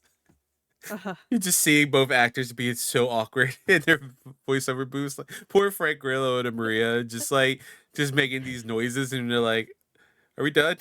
Can we be done?" Like, it just proves no matter what medium it is, like it's just awkward. Like whether it be live action Right. or animated, sex scenes are just weird. The Yeah. film. God. Episode 2, I was already in love with Nina. So Oh, that was my major I loved takeaway her from from that Jump. I was episode. like, if anything happens to this girl, I will riot. And then something happened. And I was just Yeah. sad. I was just sad. Yeah. Episode Yeah. 3 for me, this is a very random thing, and I have to think this has to be the GI animators. robot. Yeah, it's all GI Robot. It ain't fucking killed, but like he does something with his hands when he pulls out his gun. His hand goes like Uh-huh. down and back, Yeah. and that Uh-huh. has to be a specific reference. And I didn't see anywhere talk about it to one of my favorite animes of all time, Trigun. Vash, the main character, has like a metal arm that he uses, and that's how he activates his gun. It's a gun hand, similar to GI Robots, and his hand goes out, down, and back, just like that to hold the trigger. Then that Uh-huh. is located down here. And GI Robot does it. I immediately jumped out of my seat. I was like, that has to be a reference. Like one of the animators loves Love that. Trigun. It has to be. Right. God, I was like, yeah, I was just so happy that he loved killing Nazis. It just made him happy. It's Uh, brilliant. it I was. loved his, like, I think we'll talk about it in drama class. Yeah.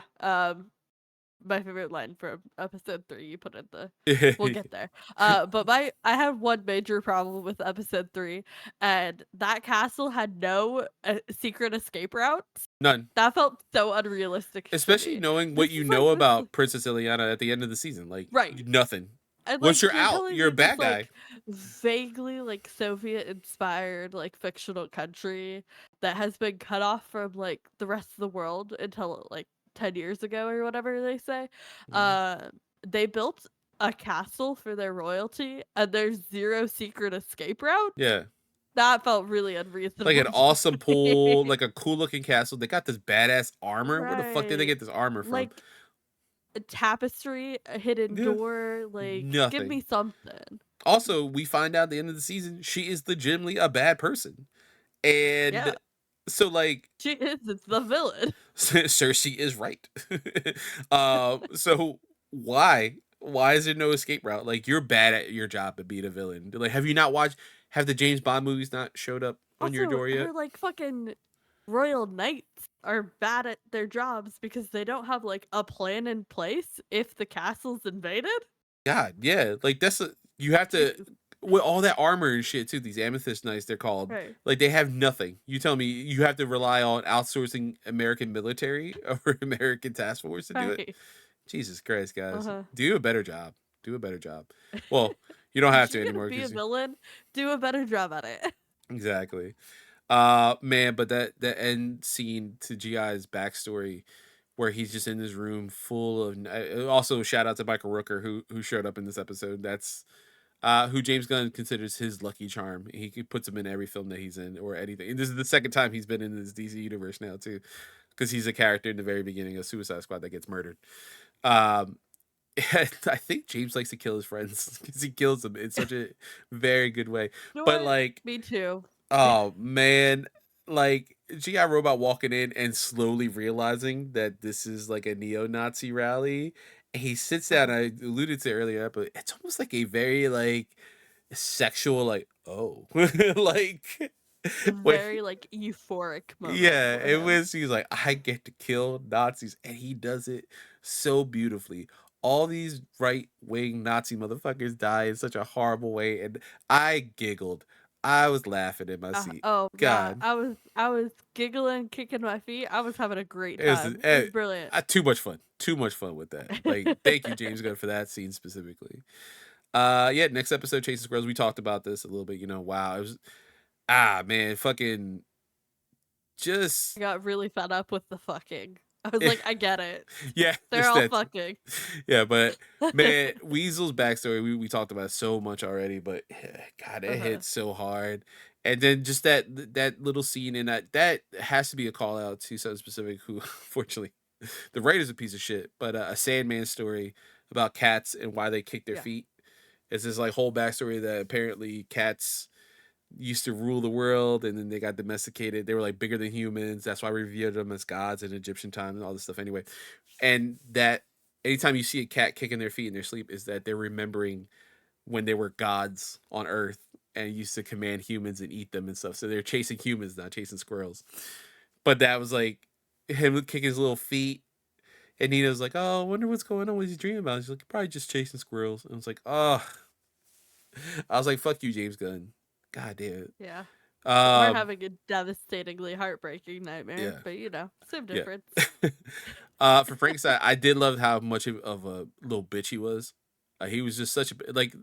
We talked about it, but like when he's flags on the phone, he's like, tell him I helped you.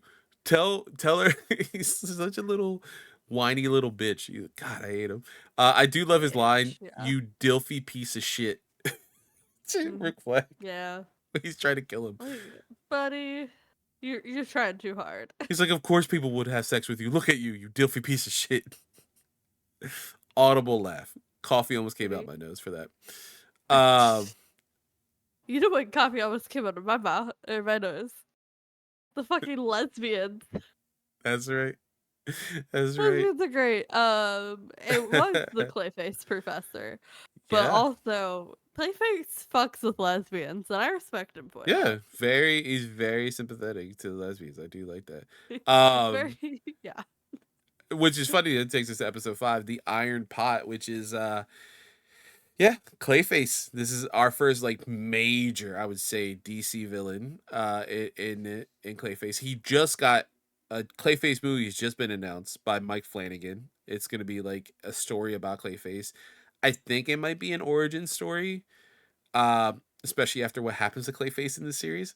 That doesn't mean there's no way he's dead completely, right?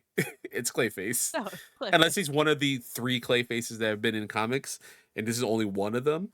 But Mike Flanagan, who I absolutely adore in his horror stuff, he's doing a horror take on Clayface, which really makes sense, especially seeing this Clayface, because he is a murderer. This Clayface fucking is insane killer. Like that is this Batman is in a very interesting place. That this is the Clayface he has to fight. This isn't the Kevin Conroy animated series Clayface. Also, this isn't the Clayface that Alan Tudyk voices as well in Harley. Harley is a very fun, what's my line, what's my delivery. This Clayface is fucking insane. And I do hope in my heart of hearts, James said every actor that's voices in animated will be the live action. So we might see Alan Tudyk in the Clayface movie. That'd be really fucking cool, because I absolutely love Alan Tudyk. But God, yeah, this Clayface is a monster. He's a monster. Unfortunately, it was in the episode that completely turned me off from the show. So I did not necessarily appreciate Clayface's appearance as much as I would have. But Yeah. had it been the word for comes before.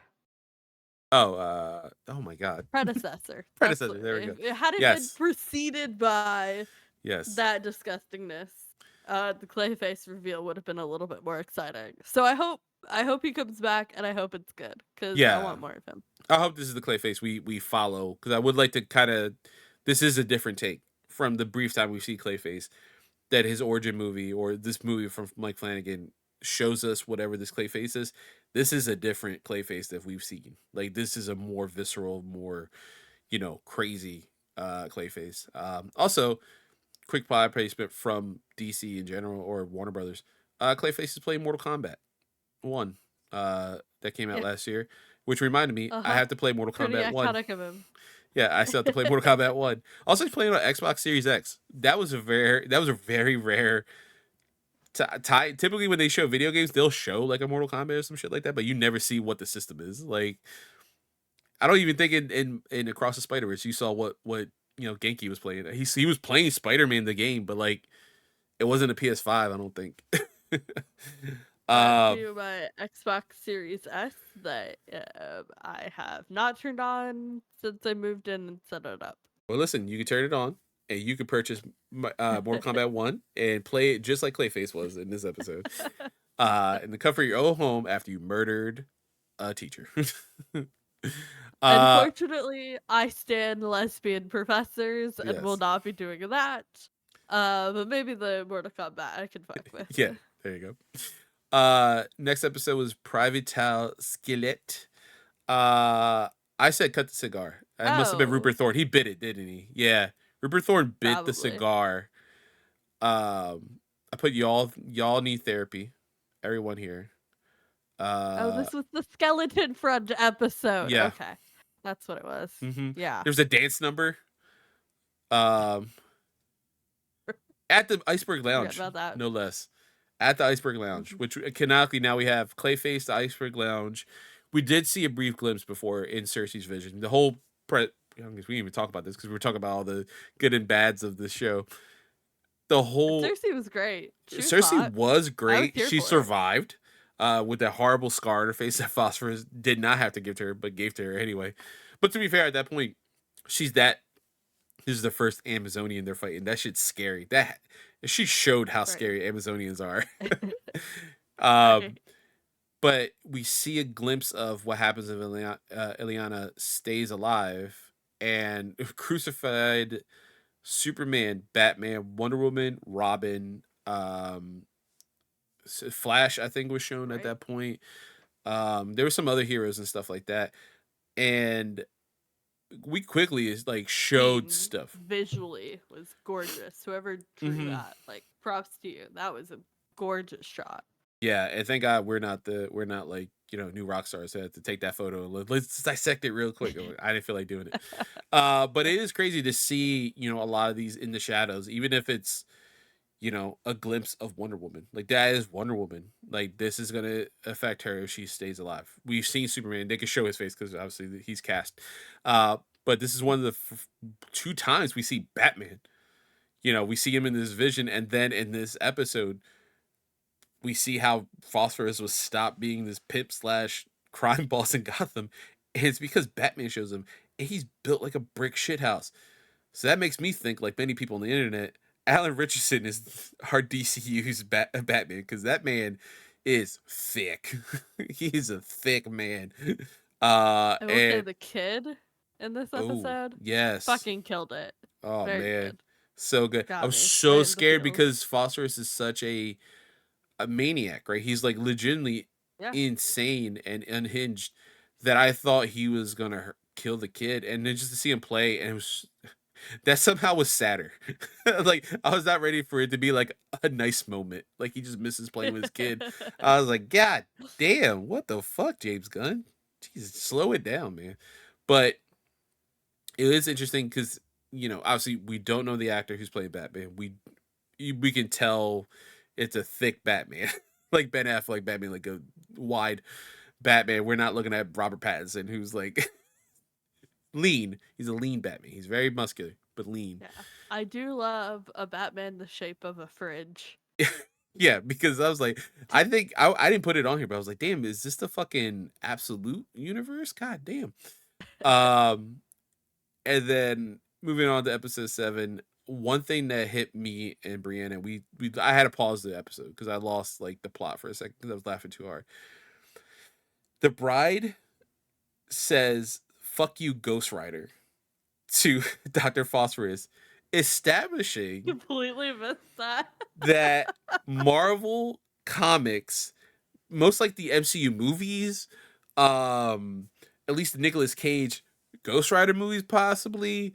Shout out to MC University, but like at least the comic books. Shout out to Robbie Reyes. Yeah, Robbie Reyes. Yeah, Agents of Shield. Yeah, Danny Keach. Like, Ghost Rider is a thing, and Marvel Comics is a thing. So like in my head, have they been around forever? Have they been around since like Timely Comics? So there's no Detective Comics. Okay, what does that mean overall in the Marvel the DC universe? Like, does that mean Superman grew up reading Captain America and he loves Captain America?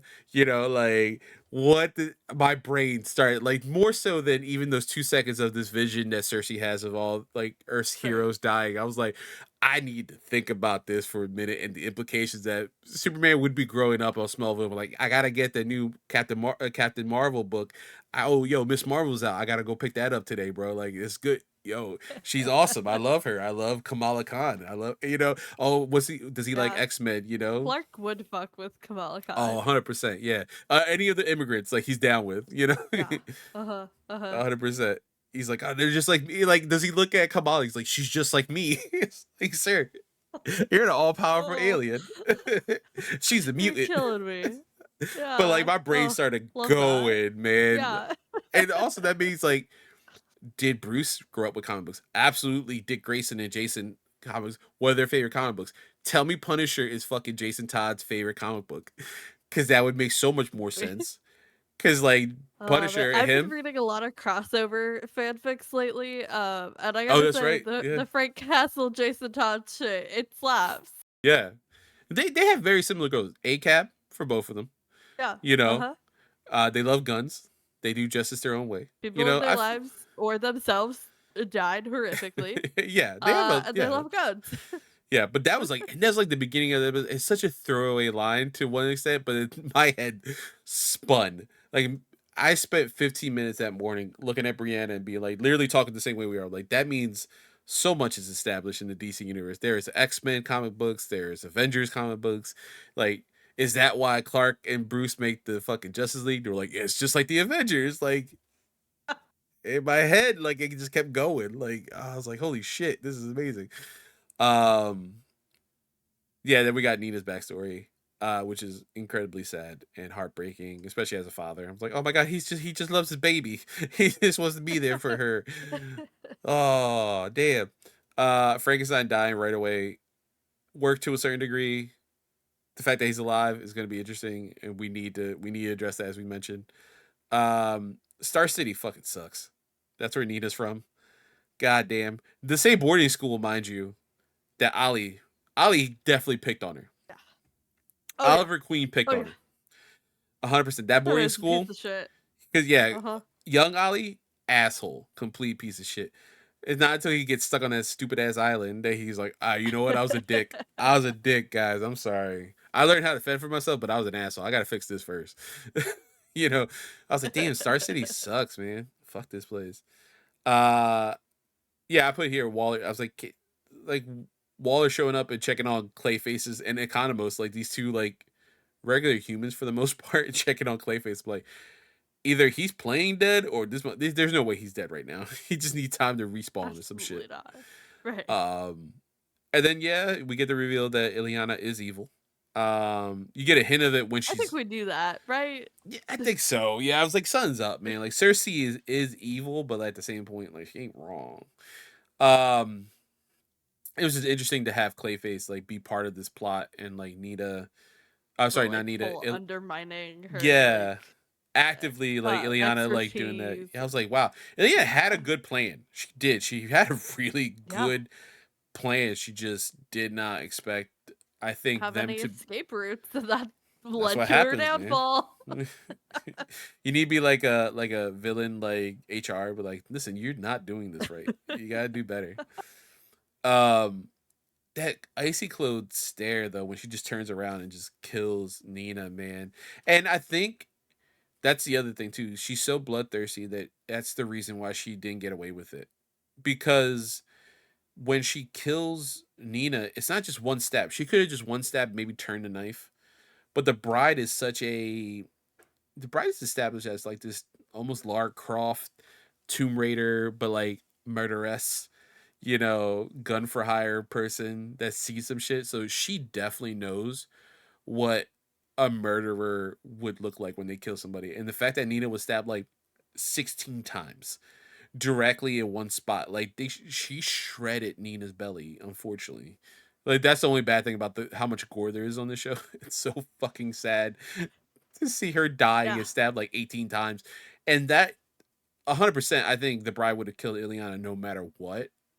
But that Right. clued her in, I But think. that The was fact that just she like is a tipping of the killer. Yeah, like, Yeah. and Cause of course, like they seen Clayface before this. So that she's like, yo, you gotta kill her because she is evil. They know it. We don't know it yet as, like, I feel like the bride audience. would have questioned it or might have been more hesitant because she does get that phone call and she does get called off. And Hmm. while she doesn't really respect her handlers, she like at least she's the leader, she's following like the rules, like she's doing what they tell her to do, Yeah. right? So she would have paused for a minute and then Ileana straight up murders her best friend and she's like, it's on site. Like you're Yeah. over. I don't care. I don't give a fuck what they say about you. Like you're I'm sorry. dead. This whole mission made me feel feelings again for the first time. You're fucking dying. I've closed You're myself off dead. to people. But yeah, she like shreds her apart, and I'm like that. See, that's where Nina fucked up because if it was one stab and maybe a twist to like kill her or something like that, like she could have played oh, she scared me and I'm sorry, I didn't know what happened. She'd cry, do something, but like she just like stab, stab, stab, stab, stab, stab, stab, stab, stab, stab, stab. I was like, fuck, holy Right. shit, dude, you are a bad person. Like, god damn. Um, but then she does get her comeuppance and gets the headshot which was beautiful slow motion. Man, I'm glad. I'm glad she died. But any last things you want to touch upon? This is a drama class. Yeah, let's just jump in. All right, so drama class. This is one of my favorite parts of DC graduates, a holdover from MC University. We're gonna jump into this quote from episode 3. Do you want to be GI Robot since you love him so much? Love to. Yeah, This is like my favorite quote of the entire show. it's so good. All right. Friend Nina, my disappointment in having no Nazis to kill when I arrived is lessened by my pleasure that you are alive. So cute. I love him. My boy! I would die for that little funky robot too. God. All right, who do you want to be in episode 4? We have a line with Cersei, Waller, Rick Flag, and Economos. What? You choose your 2, I'll choose mine. Oh, okay. Well, you choose your 2, and then I'll take the other 2. Okay. I'll do Cersei and Economos, I guess. Okay. I'll do Waller and Flag.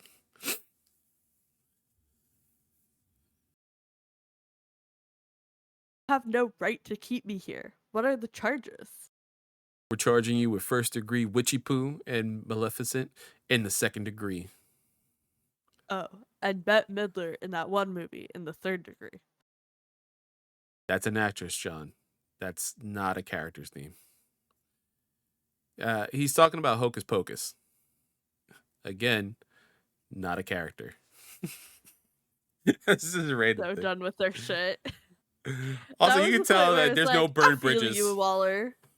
Yeah. I'm like, I feel you. I would also be pissed off by them. Yeah, if you're gonna say something, say Winifred, say Sally. God damn, say something. Come on, man. God damn. But you also can tell there's no burned bridges between James literally moving to a rival company because he's already, again, Marvel Comics is established in this universe, and there's so many Disney like shout outs. So he had a good time when he was with Marvel, so that's good. We have episode 7, season finale. This is one of my favorite lines when she's trying to sell her on killing. The bride's trying to sell Nina on killing Ileana. Again, we don't know this, but they already saw that Clayface is in cahoots with her. So obviously, you see Clayface without even knowing. They're like, "Oh yeah, we have to kill her. She is legitimately bad. We got good intel." Do you want to be Nina or the bride? I'll let you be the bride. Okay. You said I wasn't a monster. I was lying. Because I'm a bitch. So nonchalant with the bride. Bitch, and I love her. That's so funny because you see Waller's like, "You're a bitch and I hate you." You see the bride is like, "You're a bitch and I absolutely adore you and I hope nothing bad ever happens to you." Also, you had all right to shoot Frankenstein as many times as you did. Yeah. From a plot point from someone on the outside, like, "Oh shit, we should tell you that you're not supposed to kill her," but that's fine. She'll figure it out some way. Yeah, no, it's fine. I support women's wrongs. We said that, yeah, that should be under the podcast. Like, we support women's wrongs, their rights and their wrongs. Is that our tagline? Yeah, that's it. DC graduates, we support women's rights and wrongs. It should be we support women's wrongs, comma, and their rights, I guess. Yeah, that's a good one. That's a good one. You gotta put it on a t-shirt. Maybe who knows? Who knows? Might be getting them. All right, now moving on. We're going on to quiz time, and I had a quick question just because of all the words we've gotten so far in interviews with this new DC universe. Sean Gunn, of course, is always in his brother's stuff. Very heartfelt. Doesn't mean we're related. Yeah, yeah. There you go. But of course, he's also he does his own things from time to time. He's in Gilmore Girls, obviously. He's a citizen of Star Hollow. But Sean will play multiple roles in his brother stuff. Famously, he's Rocket, physically Rocket, in the Marvel Cinematic Universe, and then he is also Kraglin in Guardians of the Galaxy. So for this one, I have an interesting question because he does have quite a few characters. How many characters is Sean Gunn set to play in his brother's DC universe? Okay. Well, he already played a couple here, which I Hmm. saw when I was doing the IMDb characters.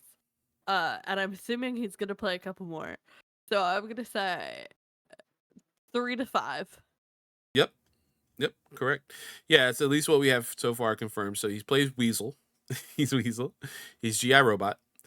Like Um, 2 or 3 in this one, right? yeah, he's a third character. I'm trying to think who that third character is. He is another character in this. IMDb Um, pulled up. I can find it. since Suicide Squad is canon, I believe he's Calendar Man as well in the DC universe. Because Oh, I he's love in that Calendar Man. movie. He does show up in that again. He is Weasel. And then he is set. He is Pokolistan Guard number 2. There we go. And he is also set to play one of possibly one of the big bats in the DC universe, Maxwell Lord, who famously, if you know, in Okay. DC We're getting Comics, Maxwell Lord in this. yes, he is going to show up in James Gunn's Superman movie. I think he runs this new Justice League that we've seen Hawk Girl, Green Lantern, Mr. Terrific have these matching white and black suits. Hal Jordan. No, I'm sorry, not Hal Jordan. Guy Gardner being the Green Lantern in the Justice League. So we might be getting like an adaptation of like Justice League International, which is this team that Maxwell Lord funded in the comic books back in the 80s before we found out he was a big piece of shit and is a bad guy with mental powers. This is our second time we've seen as well Maxwell Lord in movies because previously played by Pedro Pascal in the previous DC universe before. Now this is all rebooted in Sean Gunn. So that's interesting. Of course, James Gunn has gotten flack for hiring his brother for such a prominent role. You know, always put his brother in stuff, and now his wife. But hey, listen, man, listen, they can act. You know, Sean Gunn can act. I mean, if you're in charge of everything, um, why not put the people you care about in them? Exactly. I don't know. Help your people get paid, and also if they can do the job, that also helps. You know, like again, Yeah. Sean Gunn, really good character actor. He's been in other stuff that's not his brother's stuff, and he's really good in it. He's great as GI Robot in this. He's amazing as GI Robot. He really is. He does a lot of good physical work as Weasel and Rocket Raccoon's physical, body on these scenes. You know, he did great as Kraglin. Like the dude's got acting chops, and especially forgive me, James Gunn. I do not remember your wife's name, but she plays Emily Harcourt in Suicide Squad and Peacemaker. She does a great job.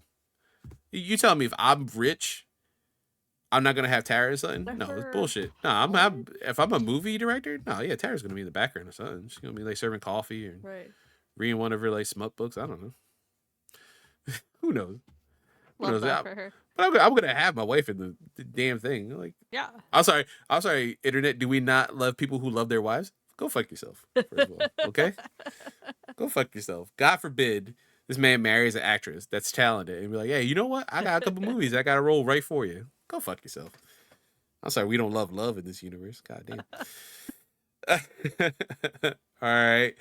I feel like we talked about this movie obviously in length quite a bit. And it was a lot because we had to talk about 7 episodes. But Sly, final thoughts in homeroom? Disappointing. Mm-hmm.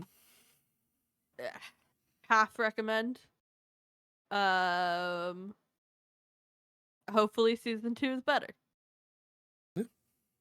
Yeah.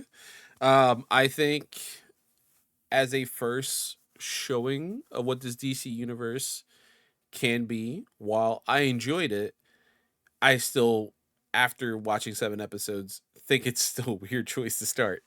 Like, I know he keeps saying, hey, but like the real start is like Superman, but like, no, the real start is this.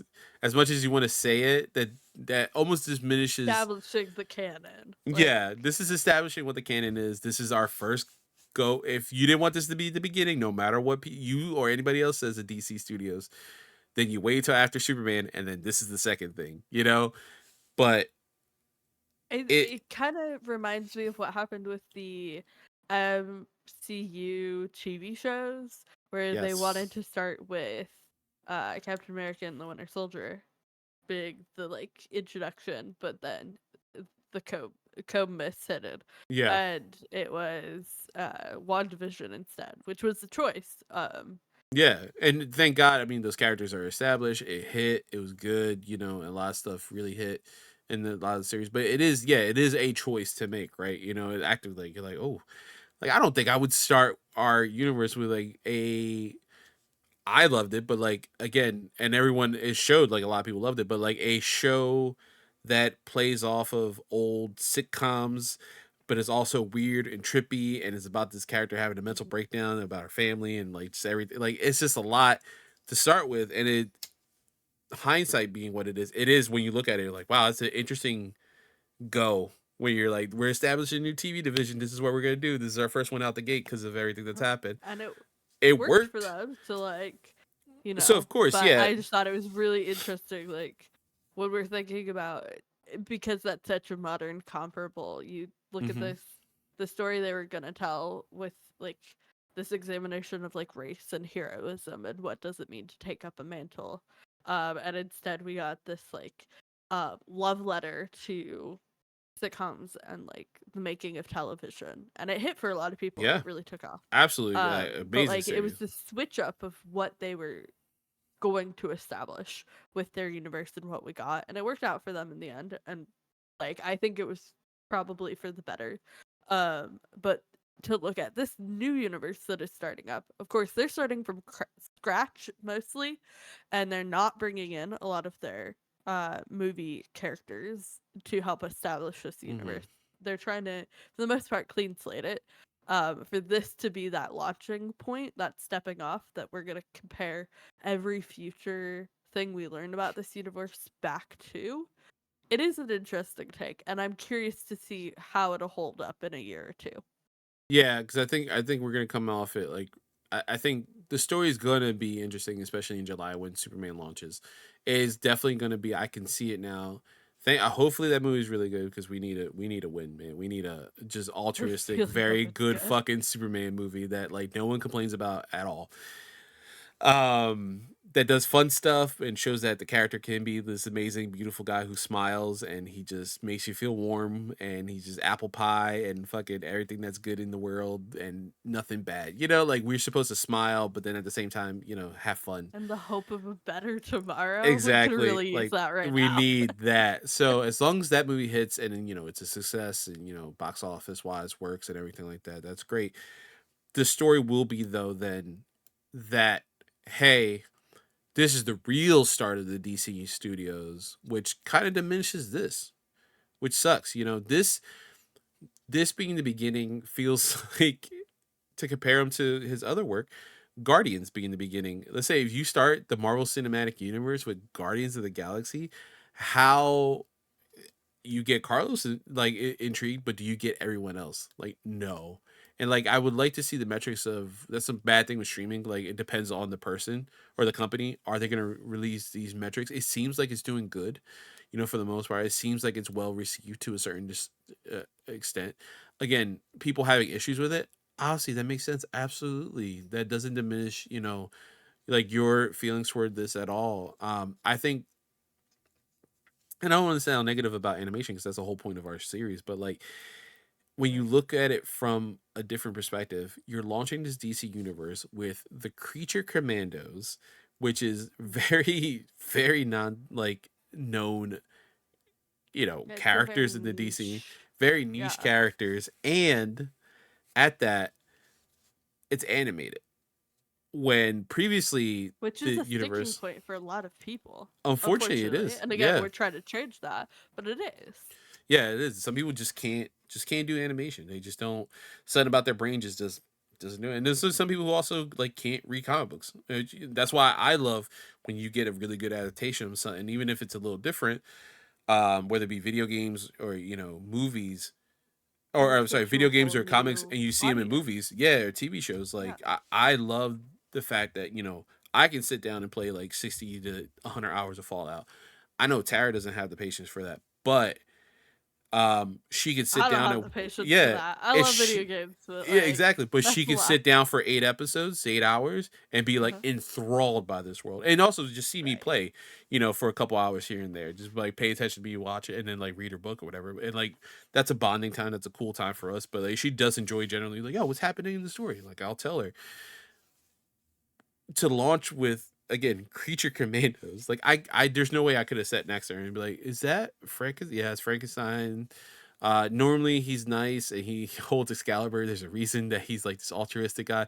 What about this? He's kind of a little bitch that whines and like won't stop stalking his girlfriend, Uh-huh. who's the bride. Kind of Also, a bit of a incel, whiny asshole, uh-huh. And yeah. also, yeah, you remember Uh-huh. that movie Splice with Adrian Brody where he like they made this creature and then he had sex with it? This kind of happens to the bride. Uh is that Weasel? Yeah, fun fact, he didn't kill 28 people. That episode's actually really good. What about this green guy? Yeah, it's Alan Tudyk. Yeah, I know. I love him too in Firefly. But yeah, he killed people. He's actually a bad person. Like it's a lot, but it to even if it was Suicide Squad being the first thing, in this new universe or Think he's had enough of Suicide yeah. Squad. I'd Yeah. hope. I hope so as well. But anything that's not unfortunately, and I'm only saying this from an outsider's perspective, anything that's unfortunately not Superman, Batman, you and me would throw in Wonder Woman because that's the Trinity. But any of the big three of DC as the first thing we see in this new universe is inherently strange, just from off the bat. Then you add animation to it and the inability to really commit to be like, yeah, this is our first salvo. Like, just If just you say it. committed to it, if you doubled down, if you said, "This is our launching point, and I'm gonna Yeah, tell you why it's important," if that yeah. was the talking point, I feel like it would have been it done better. Cause like it's been middling, and I feel like people aren't talking about it enough. No, I think every And week like, the people talked about it. Like, hey, I'm kind of liking it, and it's good. It's a good weekly show. I don't want to. It's something I didn't want to binge. I think it probably worked better as yeah, I you did did binge binge it. it. Um, I think the problem there was the inherent problem of it felt a little bit repetitive, which is probably why I got so annoyed with. And we're fucking again because I yeah. watched those like 3 episodes back to back to back, right? And I think a week between those would have given me more grace for them. But like I didn't really see people talking about this. Like I saw the No, people who watch TV talking about this, but not like the people who love these properties no, for the no. most Yeah, part. other than like typically I will tweet about something too when not show related, but I will tweet about something I'm watching. If it's that damn good. I didn't really tweet about it. I'm happy to talk about it. I was actually excited to talk about this, and I'm again positive for the most part of this series of season one at least. It does have a lot to I go. Like, posted a single thing about this. but yeah, like So I don't think so, and I just again I enjoy season one, but like season two needs work. I think 100%, especially if you're committing to this team and establishing what we have so far and what these creature commandos and Task Force M is. Like, we need to address some things my in the room. yeah, my one post about my entire watching experience of the show was James Gunn go longer than 3 episodes without using a slurf challenge failed with the like gross scrunchy up face. Fair. Yeah, and again, it's a very fair That's it. That criticism was to all the have. notes I felt like Yeah. sharing in the universe with. And I know for James, he has said in interviews that this DC universe is going to be different, right? Every the cool thing is what we see. Marvel laid the groundwork, right? A lot of stuff was the same, very slow build to like, hey, full blown costumes and like like seeing Shang-Chi, be able to be a movie alongside Black Panther and Doctor Shang-Chi. Strange.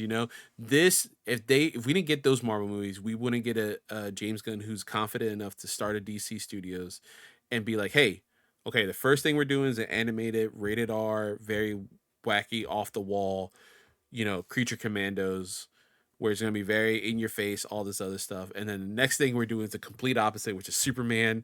And then the next thing after that is the complete opposite of that, which is, or a little like tangentially off base of that, which is Supergirl, where she's going to find her place in the universe. And then after that, we're going to go with a murder mystery set in the middle of America with Green Lantern, Hal Jordan, and John Stewart. Really And hope then we're that gonna looks do good. and then we're gonna do something with Themyscira once that's fully established, and we're gonna show you what Themyscira was in an animated series, which we'll touch upon that. That's gonna be something we're both, I know, excited for. Oh yeah. To talk about. That'll be something. I think it's animated, I'm pretty sure. But like everything is different or can be different, and he doesn't like, other than a look and establishing like canon with this universe, he's letting creators do tell a story, whether that can Yeah. be a comedy, whether that can be serious. The fact that we're getting a Jason Todd, Dick Grayson puppeteer slash 3D slash claymation animated movie of some sort, I think that might be canon too. That's impressive. The fact that he's not killing Robert Pattinson's Batman universe and be like, no, Matt Reeves has a story to tell. He's gonna tell that story as many movies it takes him, and as many seasons of the Penguin he wants to do. He can do that because that dude has a vision of what he wants to do with Batman, and it's gonna be completely different than what I do with Batman. And just to let you know, hey, we're also getting Teen Titans. Like, we're gonna get a Teen Titans movie alongside this weird ass show. Like, this weird ass show is the thing that starts it. But eventually we get Teen Titans. This is a weird universe from Jump, and he at least has been admittedly like saying like, hey, it's not a traditional route that we're going with Embrace this. it. Get funky with it. Like, really lean into the weird. That's why we love comic books, Yeah. right? And honestly, that's kind of why I love James Gunn too. That's why I thought from Jump with Guardians, when he got cast, I was like, hired, pardon me, as director and writer for that. I was like, hey, I think we might have something special here. Like, I'm really excited. And he really proved that he could do something special with that series. Hell, we got a Christmas special. James Gunn directed a Christmas special for Marvel that's Guardians of the Galaxy based, with Kevin fucking Bacon playing himself. What the fuck?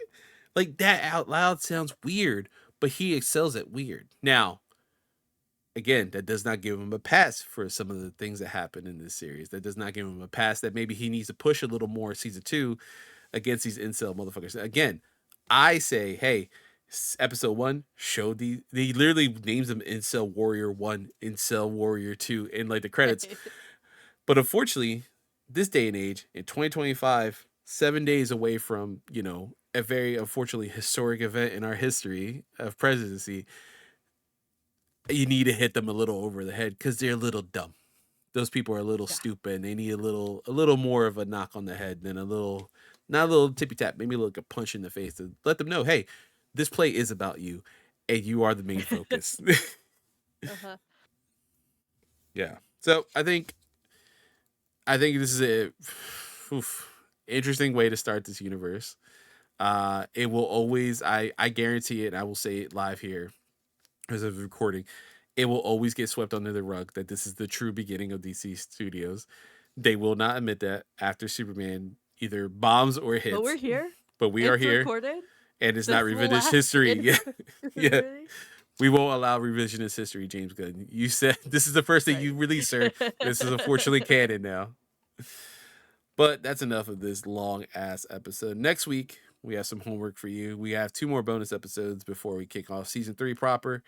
Next week, we're doing another DC showcase where we are. What shorts are we watching? Catwoman, and then all of the shorts on Death and the Family DVD. So that's Okay. Sergeant Rock, Death, Phantom Stranger, and Adam Strange. See, Sergeant Rock. We get to see him again. That's 2 weeks in a row. You get to Sergeant Rock related material in DC graduates. But till next time, Sly, where can people find you? You can find me everywhere on the internet at SlyCloneMC. That's a lie. Half the places I'm at SlyClone. If it's a newer platform, just start typing, it'll pop up. You can find me on Point in Progress, of course. Hopefully, by the time this releases, our Game of the Year videos will be posted. I know we said that a couple weeks ago, but it's fine. And you can also find me over on the We'll Throw the After Party YouTube channel, hosting Served Up Sundays, where we're talking all things network television, some bonus episodes. Couple weeks ago, by the time you hear this, JJ made me read All the Young Dudes for the first time. It was great. So go check out that episode. All right. like 3 second summary. What is the Young Dudes? What is that? All the Young Dudes is a seminal Marauders era fanfic about like James Potter and all of his friends going through their time at school and the First War. Okay. All right, interesting. I thought, well, okay, it's AO3 though. It could go the way I think I was thinking anyway. Yeah, that takes a turn very quickly. That website. Uh, as for me, you can find me here, youtube.com/point in progress for our video stuff, audio podcast services everywhere for this, MC University. Go check them out before. Again, yeah, hopefully our game of the year. My show. Yeah, right. Both your shows, yeah. Hopefully game of the year is out by the time this releases. I hope it is our anniversary month, I think, as well as this releases. Schedule wise, some stuff is still in the air, so this should be our anniversary month. So we have some exciting things on the horizon for you guys. And I think as this is recording, I should have the first episode of It's Not a Loop, It's a Quantum Break, season 2 of our season, where I play through now Quantum Break. I have to figure out how I'm doing that, because that is a very interesting game that ends on an episode of actual television. At the end of every chapter of the game, you have to actually watch it, a 20-minute episode of a show. And I feel like we're gonna get copyright strike if I save that to the vlog. I'm gonna have to record both and just upload both to YouTube and see what happens. Just see what YouTube says. But I'm very interested to jump into that, because I've only played the chapter 1 way back in the day, and that's the whole point of the series. Not big, haven't really played the Remedy game, so why not jump in now? Especially right after Alan Wake 2 came out. But yeah, all of Alan Wake is already done. Season 1 is completely done, and all its side stories, including American Nightmare and the epilogues for Alan Wake Remastered. So you can find that, youtube.com/point-of-progress, and you can find me at youtube.com/nerdaday, where we should be coming back with some stuff. I have some ideas, working on some stuff on the side, and Chaos Bringers might be coming back in some way, shape, or form on some, whether it be Nerdaday, Point of Progress, who knows. Things are up in the air for that. We still gotta record episode 5, Final Fantasy 5. Again, those are numbered out of order because I number them to whatever game we're playing. And we never recorded Final Fantasy 5 because Final Fantasy 7 Rebirth came out. And I was like, well, we're all done our notes. We might as well just move on to Final Fantasy 7. So we did. And it's weird. It's all over the place, but who knows? Anyway, till next time, class is dismissed.